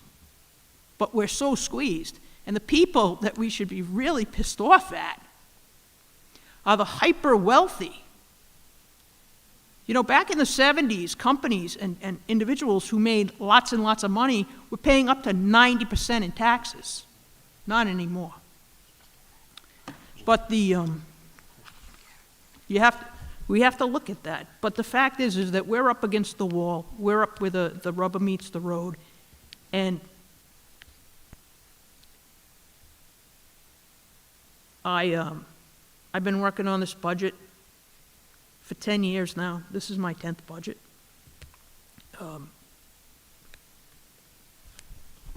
When I did it, we went through the budget line by line when I was the chair, but not everybody likes to do work, run things like that. It's not up to me this time. But there isn't a lot of stuff that we can cut. We've cut all the low-hanging fruit. We've cut guidance counselors out of elementary schools now. We've cut all kinds of stuff. We've cut programs for gifted kids. We've cut all kinds of stuff. Our busing bill is larger than ever. When we gave up busing, we did okay for a couple of years, but we lost a lot. We lost people who had been in this, bus drivers who were in this district for forever, who were part of this city, who were like our eyes on what's going on at home. We lost that. For what? A couple of years of a break? And we didn't reinvest and do the turnaround in the way that we were supposed to buy and stuff because the city kept starving us. $1 million for the past 30 years. We wouldn't even be sitting here asking. Million average. We wouldn't even be sitting here asking. And if you look at most cities and towns that run an educational program, most of them take at least 50% of the budget. But where the schools go and how the schools fly, there goes the city. And if you want to do the work and you want to look at the history, you'll see that this city has gone down in the same slope as the schools. So if we make our schools better, and trust me, academically, we have a strong administration and things are getting better and they're going to get better. But a lot of people don't want to go here, so they go out where we have to pay to another district, and we lose that money because we're paying other districts to teach our kids when we have similar programs. Well, what's the term, Mr. McCaffrey? Substantially similar. RIDE made a ruling that programs need to be substantially similar for somebody to stay in their own district. Well, we have a lot of those substantially similar programs. But RIDE said, in their infinite wisdom, there are no programs that are substantially similar, which is a load of horse pucky, to not be rude. It's infuriating. And I believe in fiscal conservative. We have to be fiscally conservative. We don't have a choice. And we are. And this administration is more responsible and responsive to that than any of the 3 or 4 administrations that I've been working with over the past 10 plus years. They worked hard and they burned the midnight oil, night after night. So I just want you to know that this isn't all the school department takes too much money. It is expensive, but like I said, try ignorance. Try not having a good education. And Warwick deserves better, and the citizens of Warwick and their children deserve far better from their city. And the other point, when you look at the slide in the schools, look at the past 30 years of the city growing, so that we have far less money to even have in our rainy day funds or anything. There is a correlation between the downward spiral of the schools and the upward what'd you call it? The increase in the city budget. But I just have a couple of questions with regard to the budget. I think we're still on still on the trash rubbish thing. Okay, I'm sorry. Thank you. I got lost with you for a minute there too. Mr. Albert. But my whole point, I'm sorry. My whole point and how I got here is because now that I learned this, that the city wants to take away the trash hauling, that costs us even more money. So the city the city taketh, and I'm not saying it's the fault of the current administration, but the city taketh, and the city taketh, and the city taketh, and the schools starve. And it would be cheaper to send every single kid out to another school, in another school district. But is that what you want the third largest city in this state to do? It's not what I want to see, but it would be cheaper. Thank you. Sorry. That's, Madam Chair. Madam Chair, I have a question for Mr. Oliver on this. Mr. Oliver, so that's a recent development, obviously, in response to the city's inability because of the equipment problems they have. Correct, right? sir. So how many buildings do we have that we have trash picked up at altogether? 22 buildings. 22, Correct. right? So $120,000 was what you're budgeting, right? Divided by 22 schools is $5,477 divided by. It's $456 a month per school. That's assuming a monthly pickup, right? Well, based on our projections, that's what we were thinking, but that's not the cost. Oh, no, I know, and I'm okay. getting there. I just want to make sure. Yeah, and I'm getting there, because trash gets picked up once a week, I'm assuming, right? And the city issue is really a short-term thing until their equipment is replenished. And I watch the mayor's weekly YouTube addresses, and that's, the most recent one said it's getting better. So unless this is a temporary thing, I have a really big problem with this. Especially if they're not willing to step up and say, look, we'll pay you for it, just go get the service done and send us the bill. Because it's bad enough. While Ms. Backus was talking, I was looking at all the other stuff, and when I tell you there is nothing else here, there's nothing else here. You look at the big numbers, what are you going to do? Just decide, well, I'm just going to cut everybody's pay. How about that? I'll do that tomorrow. You just want to cut 48,000? Right, so there isn't anything else left here. We want to talk sports again, we can have that conversation all over again. I'm never going to, but we don't want to do that. So I don't think what are you finding roughly? What it would cost if we had to go to private sources for trash pickup? If we had to privatize the trash, it would probably be about a $300,000 due per year. Right, $300,000. And here we are, we're talking about eliminating 16 potential custodial positions, but we're going to have a truck come and pick up our trash, right? Those are when priorities get upside down, right? And I'm trying to measure my words and not say things that you shouldn't say when you're on. So I'm not going to go for that. I think it's a conversation the administration has to have with the city. And if the attorneys have to get involved, can they force us to do that or can't they? Go to the charter and see what the charter says. But if this district has to start paying for its own trash pickup, then let's lock the doors, shut the lights, because this is just ridiculous. So we have Thursday, we can go back to put this argument. And honestly, if we come up with a budget and we run a deficit on rubbish pickup, I'll be glad to be the first one in line to tell the city, yeah, we ran a deficit on rubbish pickup. Doesn't matter to me at all. But this is crazy. That's crazy. And I want to commend Mr. Adams for finding it, because I missed this one. But we can revisit it again on Thursday. But that's just beyond the pale for me. Thank you.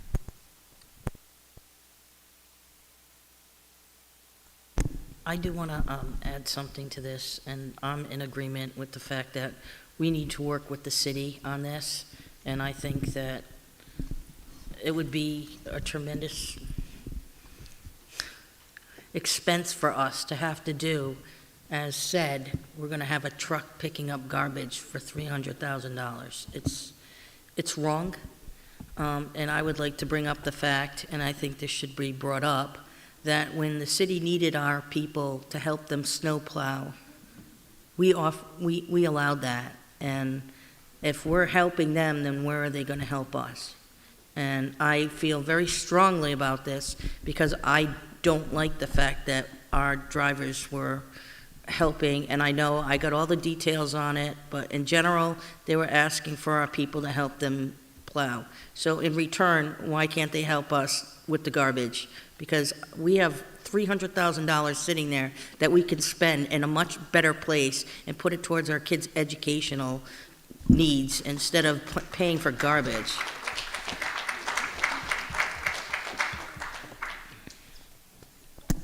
Madam Chair?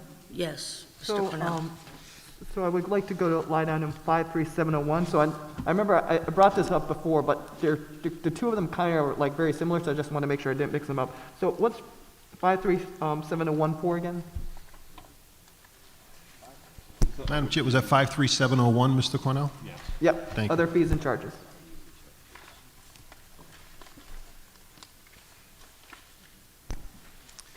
Let me just pull it up on my computer here.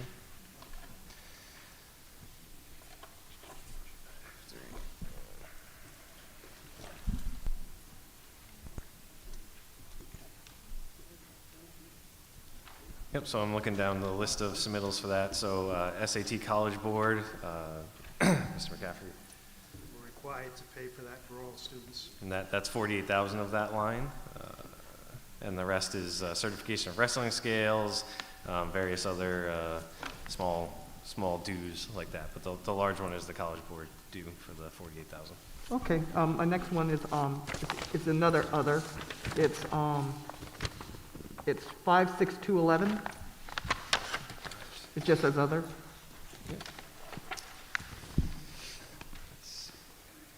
Oh, yep, so this one, Mr. Oliver and I actually reviewed. So this is a lot of personal protective equipment, so for fertilizing and PPE related to radon, fertilizing equipment. Yeah, it's all PPE related.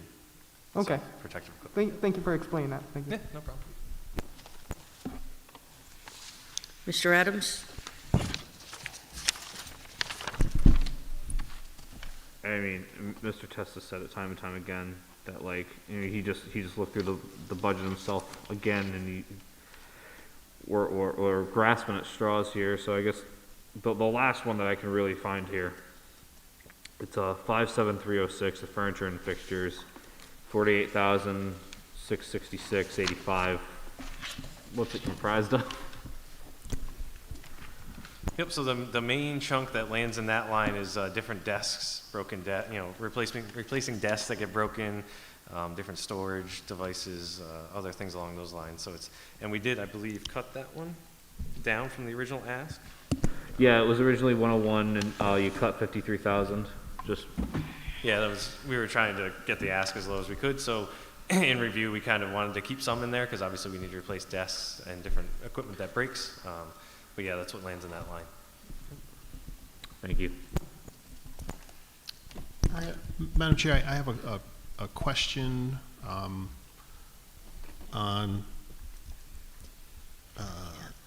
55 and 111, which is transportation contractor. I have my notes from last week, and I'm just confused as to what I wrote. Ms. Machado,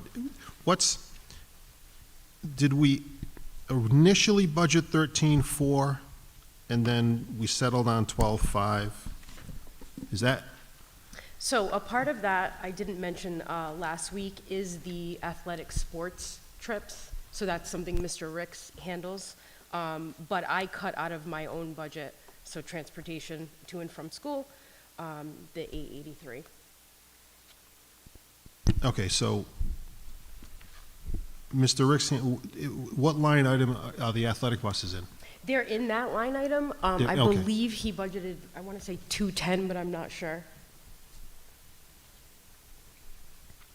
Yeah, you, Kelly, come on.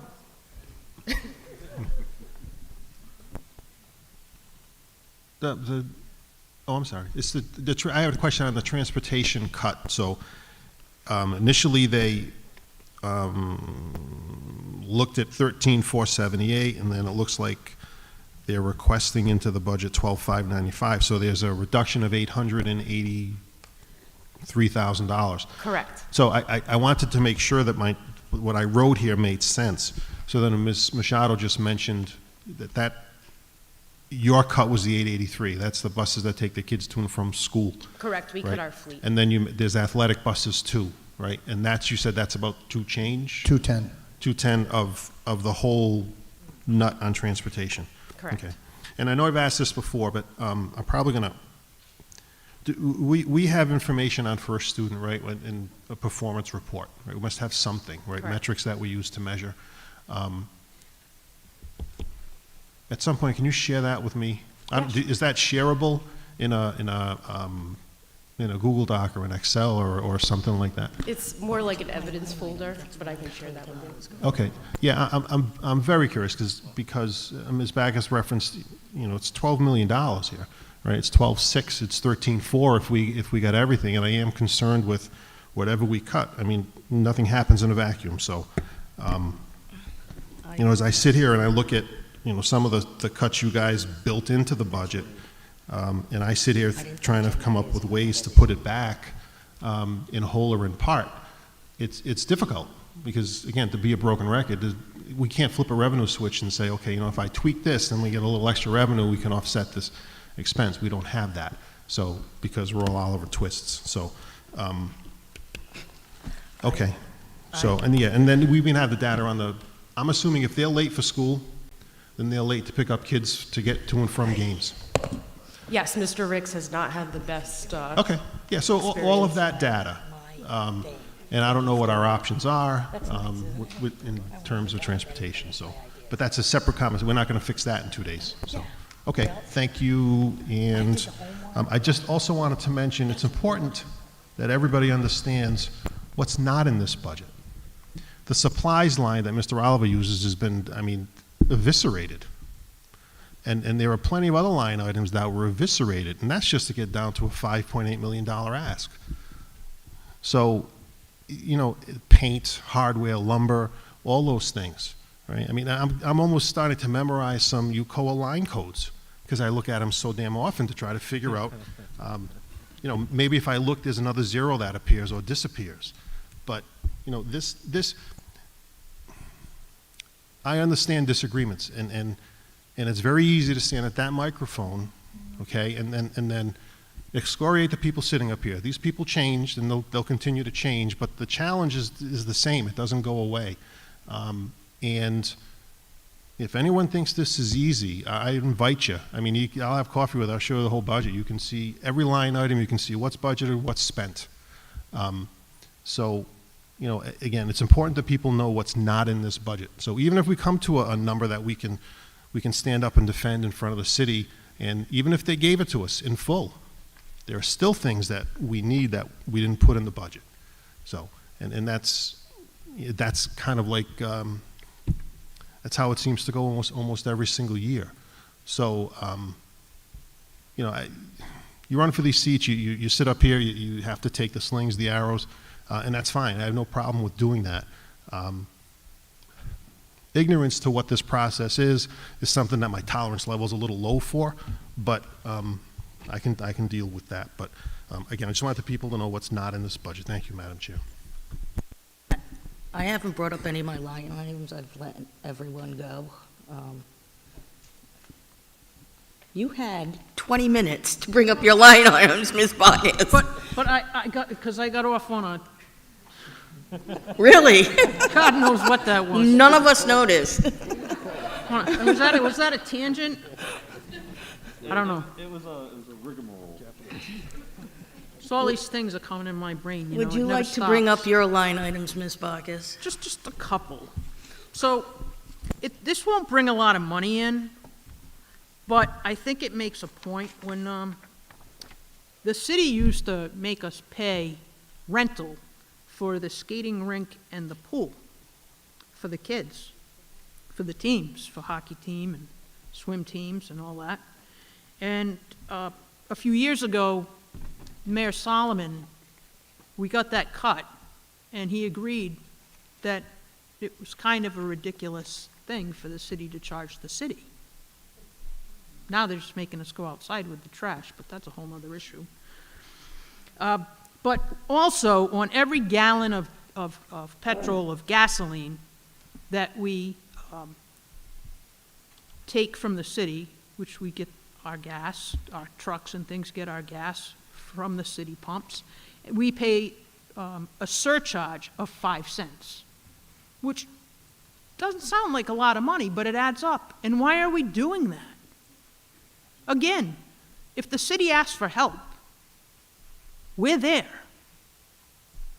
Why aren't we acting as one city and trying to use those resources wisely instead of, we never charged for help in snow removal or anything like that. We did it gladly. And the city, under this mayor and the previous mayor, have done things, and helped us out gladly. The relationship has become much better. But now there's this just horrible situation financially that we're all going through.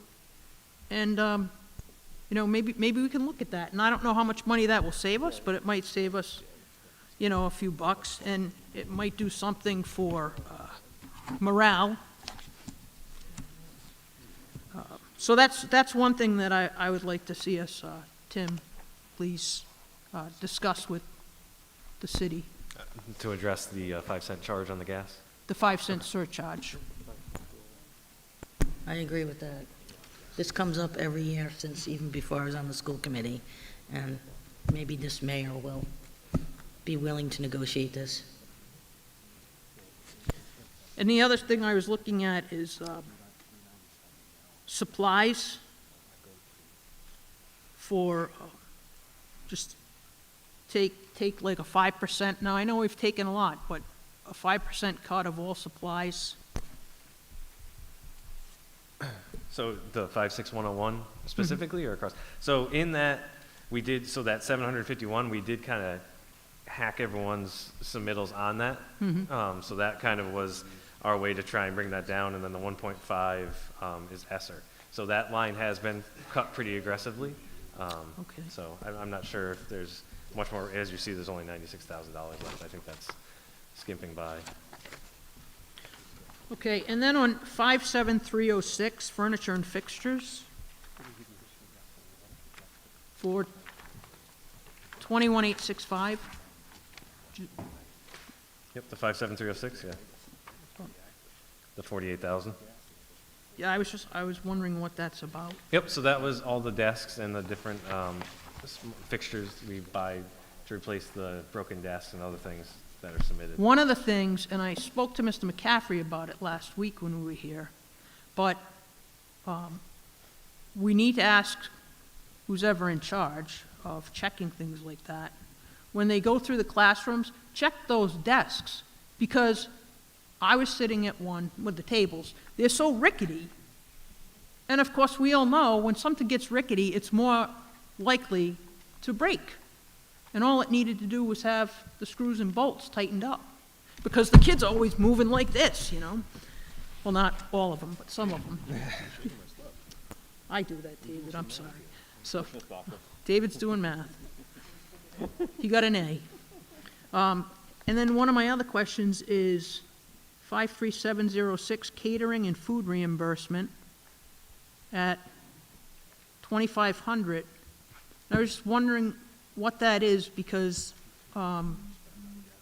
20, 21, 22 are all zeros. Sorry, 53706? 53706. Yeah, that one should, if I'm looking at it correctly, we had 8,000 in 22, 10,000 was the original ask, and we did cut that to 0 this year. Oh, all right, I must have the, I have a proposed budget. I'm not on the computer, though. Oh, is that the book printout? Yes. Yes, so that was pre-cuts, and then, so that was everything that was submitted. and Oh, then- sure. I Yeah. have all these cuts, all right, so we'll just meet and talk. No, yeah, so that was the original cut, so we wanted to make sure everyone was aware that that's the original, and then the superintendent and all the directors met and kind of cut stuff out. So when you cross-check against this, you'll see that we cut all that full line right down. That's marvelous, because that just cut this discussion. Done. Thank you very much for your time. I'm glad I could help. I'll talk to you tomorrow. Madam Chair? Yes, Mr. Cornell? Yep, just wanted to clarify my earlier comments so people are not confused. I'm going to try and make this as quick as possible. So just for factual purposes, while a lot of people talk about the increase in salaries regarding teachers' contract, the teachers actually pay more in health care. For the second year, they pay up to 17% increase, and for the third year, 18% increase, and I have the numbers right here. So from 2017 to 2020, the classic individual, the for what an individual had to pay in was $1,328, and for Classic Family was $3,364. For 2020 to 2021, so this is the first year of the new contract, that was increased to $1,492,000 for Classic Individual and $3,779,000 for $3,779 for Classic Family. And for 2021 to 2022, the Classic Individual was increased yet again to $1,894, and Classic Family was $4,781. And for 2022 to 2023, it was increased again to Classic Individual $2,125, and Classic Family $5,366.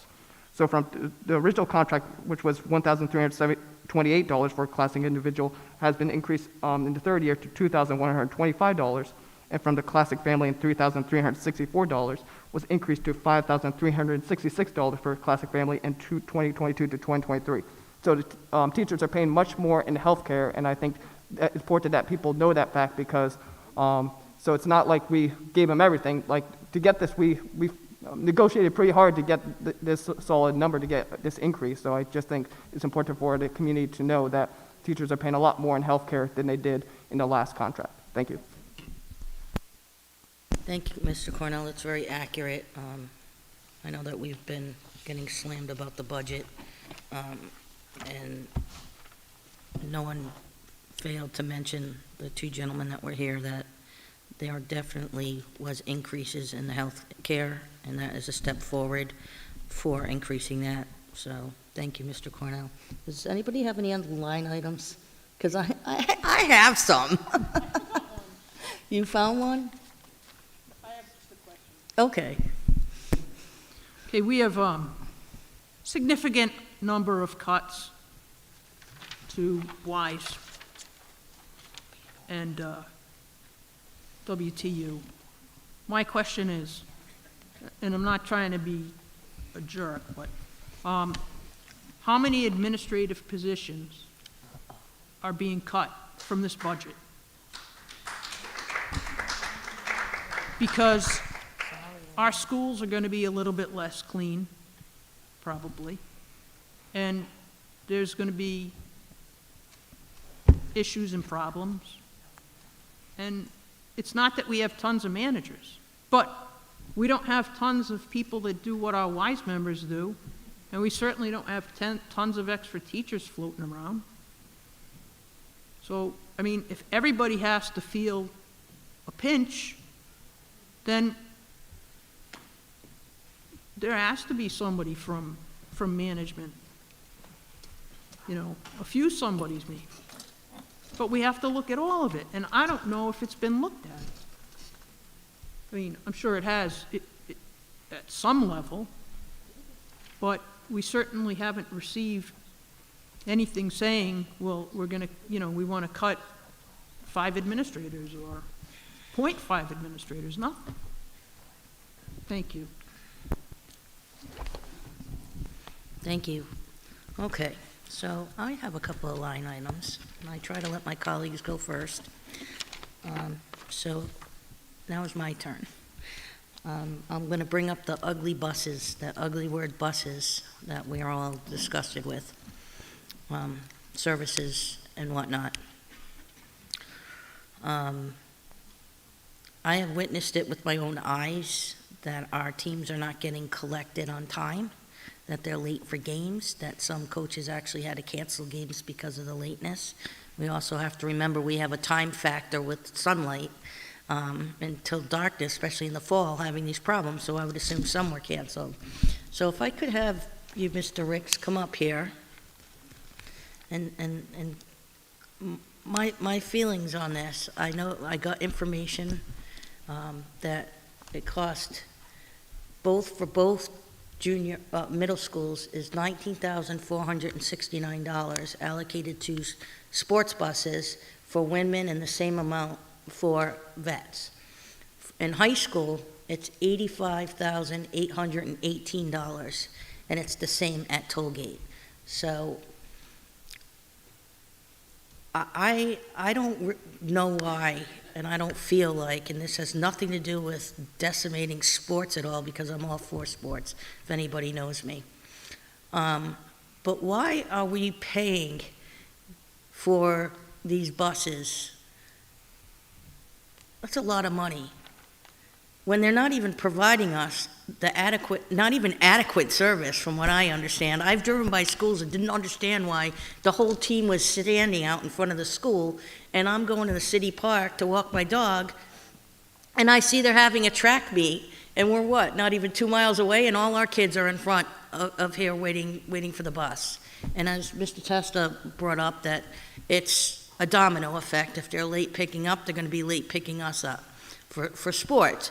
So I'm thinking we can't do this with Windman and Vats, because they're children, they're really young, they don't drive, they're in a different kind of situation. But as far as Pilgrim and Tollgate goes, it's my understanding, Mr. Ricks, that we didn't get many complaints during the pandemic when we had to provide our own transportation to go to sports, and it went okay from what I understand. If you could just elaborate on that, because I think maybe we could save, almost $180,000 for 1 year, so maybe First Student can get their act together and get more employees or whatever they have to do to provide adequate service. I don't think we should be spending that kind of money. I mean, look at it, $190,000, and our kids aren't even getting to the games on time, and the parents are there before the kids, and they're all worried. I can't even imagine if that happened. My mother would have been having a heart attack if that happened. They would have thought we got in an accident. And I'm sure it makes the whole community nervous when that happens. So if you could just explain a little bit about this. Well, as far as COVID, yeah, we didn't get a large amount of complaints. It was basically for safety. Everybody was very concerned with COVID, so nobody minded giving their children rides to games or having their children ride. As far as this year is concerned, I do know that it's a statewide problem with busing, because I've had many requests to start games later at our facilities too, because they can't get the buses, and sometimes they're late too. So I do know it's a problem statewide, and there really aren't any private companies right now to grab a different set of buses. The options are few and far between, so we'll basically get the best service that is what they could provide us. Yeah, I mean, we've had people, teams have to provide their own transportation. I don't know if we could do that. It'd probably be a Mr. Hennia's question, is for what our liability would be to have our kids, to get their own transportation if they're good, like in COVID times, and it's something I guess we could look at. But it wasn't a liability when we did it for COVID? That That's was my a decision point. made above me. That's my point. I don't know. I just think it's an expense that we need to look at, because we're not getting services. If I hired someone to come and clean my house, and they're supposed to be there at 3 o'clock on Friday every day, and they show up at 6 o'clock, and I need to go somewhere every Friday at 8 o'clock, that doesn't work. So I'm not going to keep paying for the service. So it doesn't work, and I understand that it's a problem across the state. I just think that I don't care what the other people are doing at this point. I care about what we're wasting money on, and it could be spent putting that money into the athletic department even. But Madam Chair, if I could just Sure. clarify, so Mr. Ricks isn't paying for buses that aren't being utilized. Of course, buses Right. that are late, we're still being charged, but I I just want to understand make that. that clear. Okay. Yeah, no, I understand the buses are coming. It's just the game starts at 4, and if they get the kids there after 5 o'clock, I mean, we also, especially in the fall, are dealing with time constraint because we only have so much daylight. So I think, in my opinion, I think it's something that we should look at to cut, just in the high schools, because it's $190,000, and it gives First Student a year to build up their company better, to provide us a better service, because if we're not getting good services and we're keep paying for it, I mean, I feel like it's somewhat stupid of us, because if it's not going to change, because we keep paying for it, but if we cut it, maybe they'll get their act together and they'll be able to perform these services. I mean, as it is, we don't have late buses, so kids that want to do after-school activities have no way to get home, so how is that fair? So we're gonna pay for $190,000 for buses that aren't even taking our kids to their activities on time and not providing any for after-school activities that aren't athletic? I mean, we have to, pros and cons of it. I mean, I'd like to propose that we cut that. Yes, Ms. Bacchus. I'd like to jump in on the buses too. That was one of my other concerns. The buses, first student, is owned by an investment company out of Stockholm, Sweden. They really want to make money. They're not in it to be nice. I knew this when it happened, and it's proven itself to be true. And at some point, I don't know how we're going to do it, but First Student is really the only company in town that can service a district the size of Warwick. And the cost has become very prohibitive. Like Ms. Cobden said, our kids can't stay after school to get extra help. Now, there's a problem with that. Now, I mean, if we could get, and I don't even know if they have anything like this, but if we do a lot with grants, and we have a champion grant writer in Dr. Cecil. She's amazing. But I don't know if there's anything out there where we could start to take busing back into this district. Maybe with the minibuses that you don't need, a CDL license. Maybe we could do something with those. I don't know, but I think it's something that we need to discuss and start, because I'll tell you, Cranston and their busing, and they're one of the few districts that kept busing for good reason. But they had the support from the city. We didn't. So I think you bring up an important issue, and I think this year it's $13,400,000 all in. And that still doesn't contain after school or anything. It contains sports. But what about the academic and the social side? What about the artistic side of kids? Not every kid is meant to play sports. It's just the facts. I mean, sports are great, but some kids are into theater or different things like that. And some kids just need to stay for extra help, and they can't because they can't get a ride home because mom or dad are working till late. And that's just wrong. Thank you. Thank you. Do you have something to add, Ms. Machado? Yes, Ms. Bacchus, the number that is, that we're asking for next year does include after-school busing or late buses. It does. But are they going to have the buses available? I hope so, and the sister. drivers? I hope so, but it does include it. Thank you, I appreciate that. I'm glad to hear that, because that is important. Okay, I was just informed by our legal whiz to my left that we can't really vote on this right now, that he has to make sure legality-wise if we can legally do this. Obviously, I have an argument for it, but I was asked not to. And I would hope that the rest of my colleagues think about possibly cutting this if we legally could do it, just to spare our kids the anxiety of waiting for their buses. I think from what I understand, it went pretty smoothly during the pandemic, and I would like to see if we could pull that off, because I also know that the coaches have major anxieties. I have actually talked to some of our students that play sports, and that's what I was told, that the coaches have more anxiety even than the kids, making sure they get to their game. So we're going to have to wait for Thursday to have further discussion or votes on this for that reason. Madam Chair, the only other thing I'd be concerned about is Mr. Ricks, we have a lot of kids who play sports, and I'm thinking, I'm a parent, and the school committee decides, at kind of the 11th hour, they're going to cut the bus that takes my kid back and forth from La Crosse or from or wherever.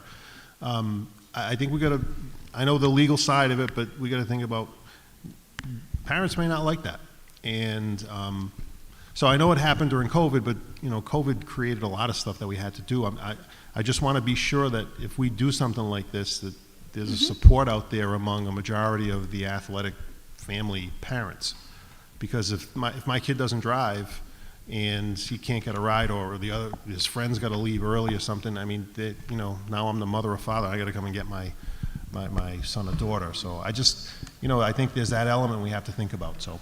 I don't disagree, Mr. Testa. I just think that if everybody's getting stressed out because the kids aren't getting there on time, and we're paying $190,000 for this, I would hope that parents would be reasonable, as I'm seeing it, as Ms. Bacchus is seeing it, and possibly others here, that it's a fee that we might be able to use elsewhere for now until they get their act together. Ms. Bacchus? Well, I think we just need to start pounding for a student and making them give us the service that they contract with us to provide, because if we're not getting the service that they are contracted to provide, why are we paying them for something that they're not providing? Agree. And how do we, there's different things that we can do, including suing them, but we have to take a stand. They have a contract, but it doesn't mean anything to them, but it's hurting kids. And I'm not for anything that's going to hurt our kids.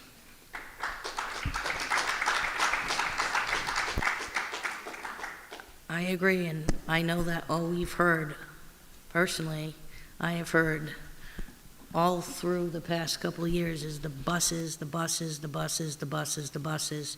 And no matter what we do, we know that we're going to have unhappy people, and it's unfortunate. We tried to change the distances.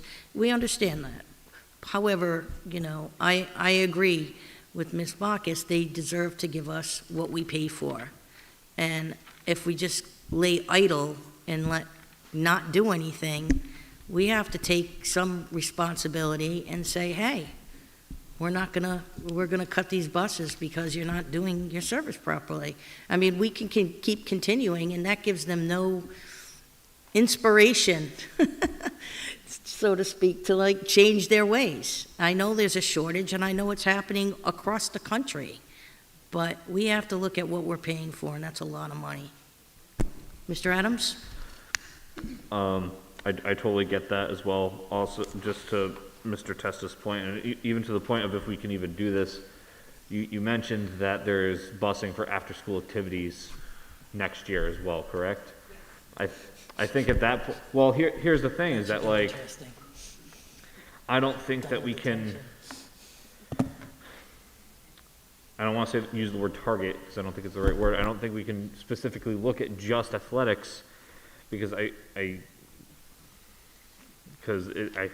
sense the same problem coming for after-school activities. Now, I'm not saying to cut both of them. I'm just saying that I feel like we can't do one without the other. So if I can clarify, athletics is a separate budget. It's a separate ask. The after-school is rolled into what we already pay for. So we use our buses for a four tiers. And then we have a certain number that are able to do the after-school because they do they have a 3 o'clock school and they can get to a school at 4 o'clock. So that's rolled in. So to cut late buses, it does nothing to my budget. Mm-hmm. Yeah, and just to mention your point, there already is a huge inequity. Our children have suffered all year with major inequity. Like Ms. Bacchus said, some kids stay after school because they need extra help. And they shouldn't say, well, I can get extra help or I'm going to have to walk 4 miles home. So there already is an inequity. And the way the bus situation is, I think we're going to have inequities continuing until it gets sorted. Mr. Cornell?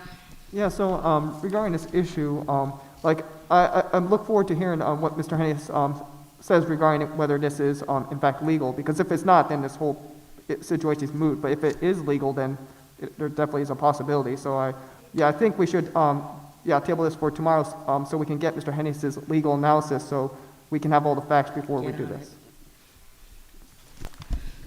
He's on it. Okay. May I ask a question? Sure. On the late buses, are they're 4 days a week? Yes. Okay. So it's exclusive of Friday? Monday Correct. through Thursday, that's what I Correct. thought. Okay, thank you. What does that cost a year? So it's rolled in. If it- I know it's rolled in, but like, it's So probably a large minimum. bus, let me get a large bus is $408 a day. So we use that. But that's for everything, right? Correct, Okay. correct. So we use it to its most, you know. Thank you, I thought so. I- You're doing a great I have a job. follow-up question on that. So you say it's all rolled in, but yet we weren't provided those 4 days with the, Right, so if you think about, like, we have 8 buses that would be available when I came to the school committee to discuss why we didn't have late buses. So we have 8 that are available at the time to do the late buses for our secondary schools. So with the combining of buses that we've had this year, those buses are not available at that time. So when Ms. McGovern did a time study, she found that all of the 8 buses are still on the road dropping off our elementary students and cannot get to the secondary so are we school. being reimbursed for those buses for those 4 days? No, because we're using them at that time. But why are we still using them at that time? Because the combining of the buses, right, I know, it's like a whole. Which is not our fault. Right. But yet we're paying for this. This is my So point. we're only paying for the buses that we use for that time. So we're not being paid, we were contracted for 63.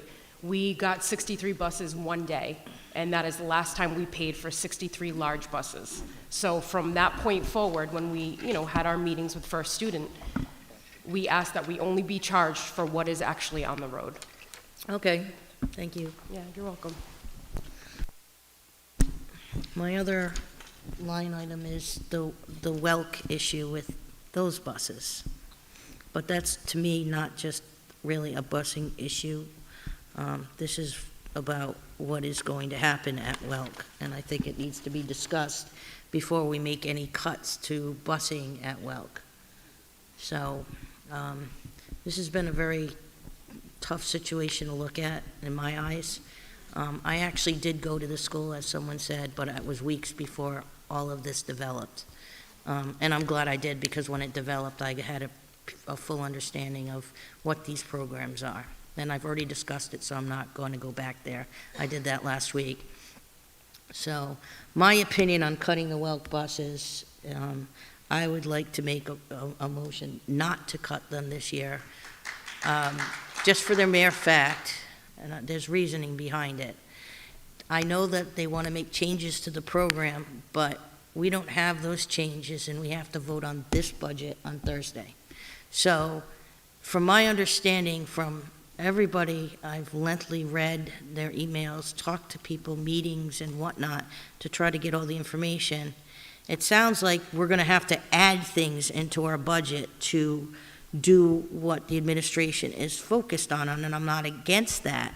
It's just that we're trying to put this budget together for Thursday, and there is no additions to changing the program, and I don't even know what that would entail. There isn't anything solid, so I feel like maybe we need to continue doing it the way it's being done right now and use the year to create this new program that the administration feels would better service our kids. So I would like to make a motion not to cut the Welk buses.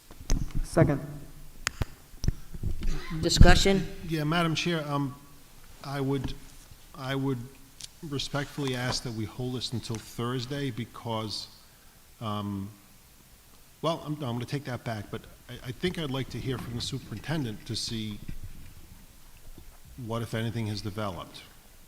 And a special ed director isn't here, so, I mean, I don't know if we're making this decision prematurely by a day and a half. That's all, because it's, however, what it is, four, I think it was, that's $400,000, right? So, I think whether it happens now or happens Thursday doesn't matter, but I would like for the superintendent to update. Personally, I'd like to know what, if anything, has been done, or, what's the plan? That's all. So, I mean, that's just me, so, but we're 5. I can hold my motion and take it off the table, but it's gonna have to come up on Thursday, and if it's not a solid program with what it's gonna cost the district, I can't see voting to cut anything until we have the program solidly ready to roll. Madam Chair, I'm not necessarily disagreeing with you, I just, No, I know, I'm just yeah, I'm not- stating that. Yeah, I just, Wednesday, Tuesday or Thursday, I would just like to know what's in the superintendent's head too. That's Okay, all, and I don't, fine. I'll take my motion off, but I think yeah, I mean, Mr. just Cornell wanted to do speak. for Thursday. No, Oh. Thank you. That's fine, I want to, it's fine, 2 days is enough time to get the information, and we can vote on this on Thursday. I would probably say that publicly.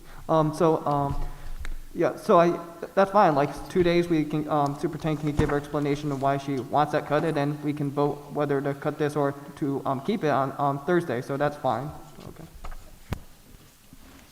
Madam Chair, Yes, I will be willing to share that information on Thursday. I did have a meeting with Mary and Julie the other day, with Mr. Capolino as well.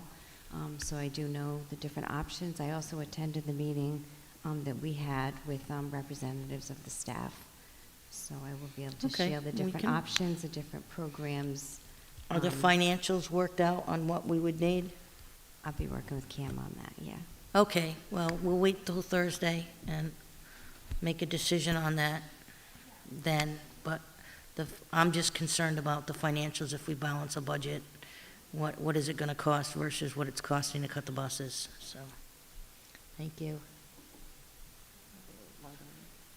Yes, Mr. Cornell?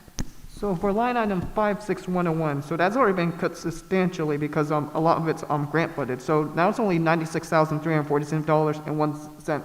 So why isn't that money grant funded as well? Can that be grant funded? No, it can't, because that's specific ESSER items that we wrote into the ESSER grant. So those were specific items we pulled out for that $1.5 million. And the remaining is kind of just normal pencils and pens that we normally buy. So we're trying not to put recurring expenses into ESSER. So they won't meet the application for ESSER? I'm sorry, what? So those items don't qualify for ESSER? Correct, yes. They're kind of reoccurring, so we don't want to put reoccurring items into ESSER. So like normal Could you do pencils, it though? paper. Is it possible to do that?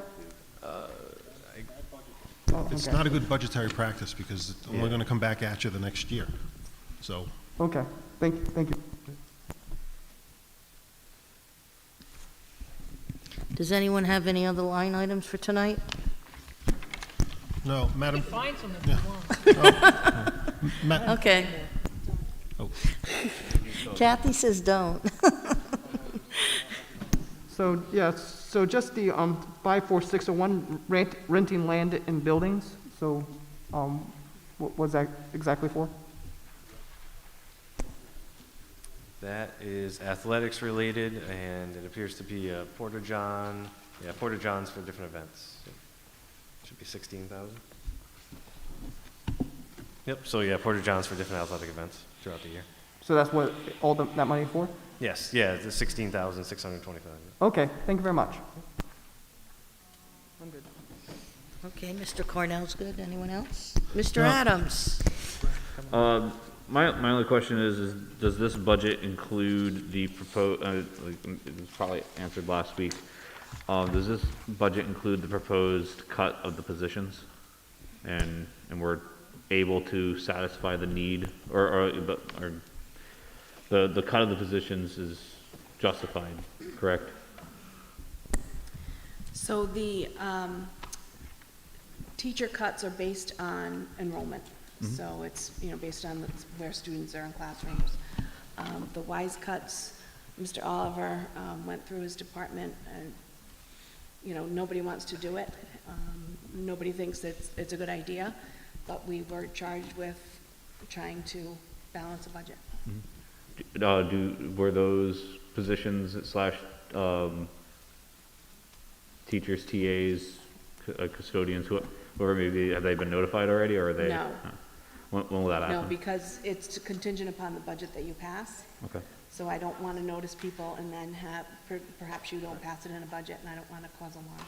Okay.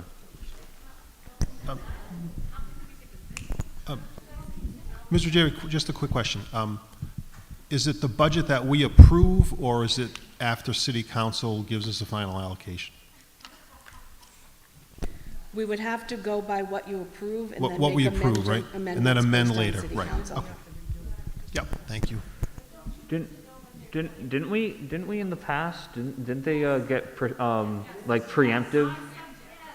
They got, I believe they got preemptive notification, and then it was. So this is my second year going through this as the Director of Human Resources. Last year, there were no WISE cuts, and the WTU cuts were not given at this point.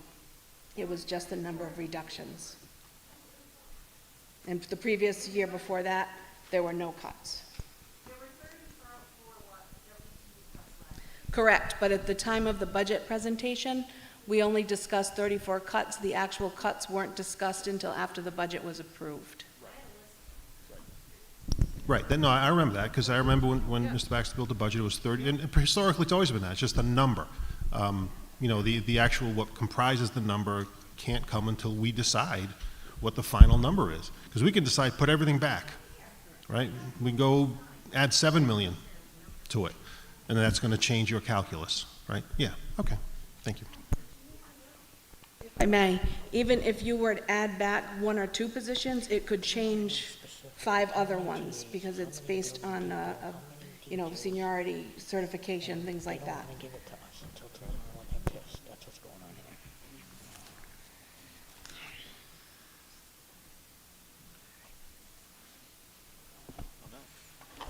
You're out? Madam Chair, if I may, Mr. McGrath, I don't know if you did a running tally. My tally has 1.489 million total. I could be off by a few dollars, but I think that's what we reduced the ask for as of now, and that's subject to change on Thursday. Yeah, I didn't do a running tally. I have all my notes. I was going to drop it into my spreadsheet tomorrow because I was trying to keep up with the other No stuff. problem, thank you. Yeah, so I have all the notes and we'll drop that in. So. Could we possibly get that exact number as soon as possible so we can continue trying to find other cuts that, honestly, this is a very tough budget. I mean, I've seen many, many budgets. This is a tough one.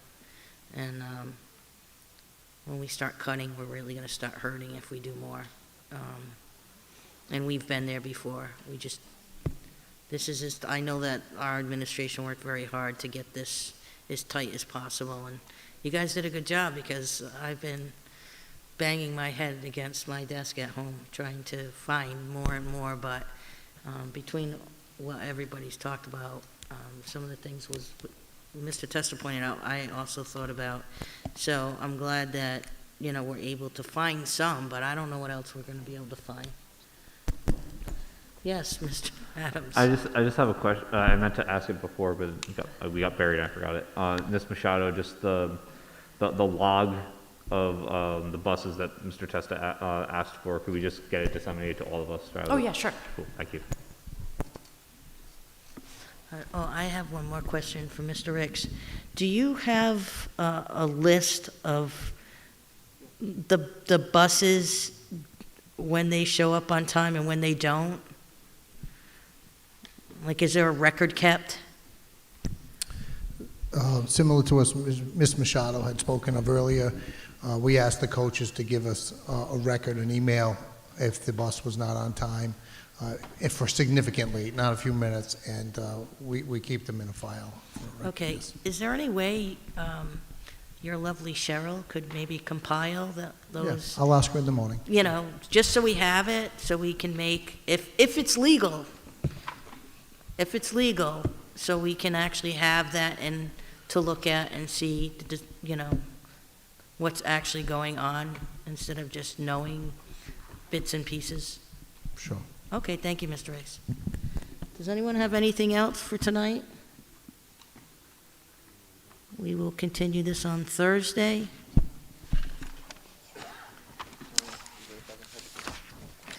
No. Our future meetings, we have a special budget school committee, which is on Thursday, the 28th at 6 p.m. 5:30, excuse me. We're going to have an executive session before then. And our monthly school committee meeting is Tuesday, May 10th. as usual, here. Thank you for all who I move we adjourn. offered their opinions, and thank you for coming. Do we have a second? Second. All in favor? Aye. Aye, thank you. Everyone have a great night.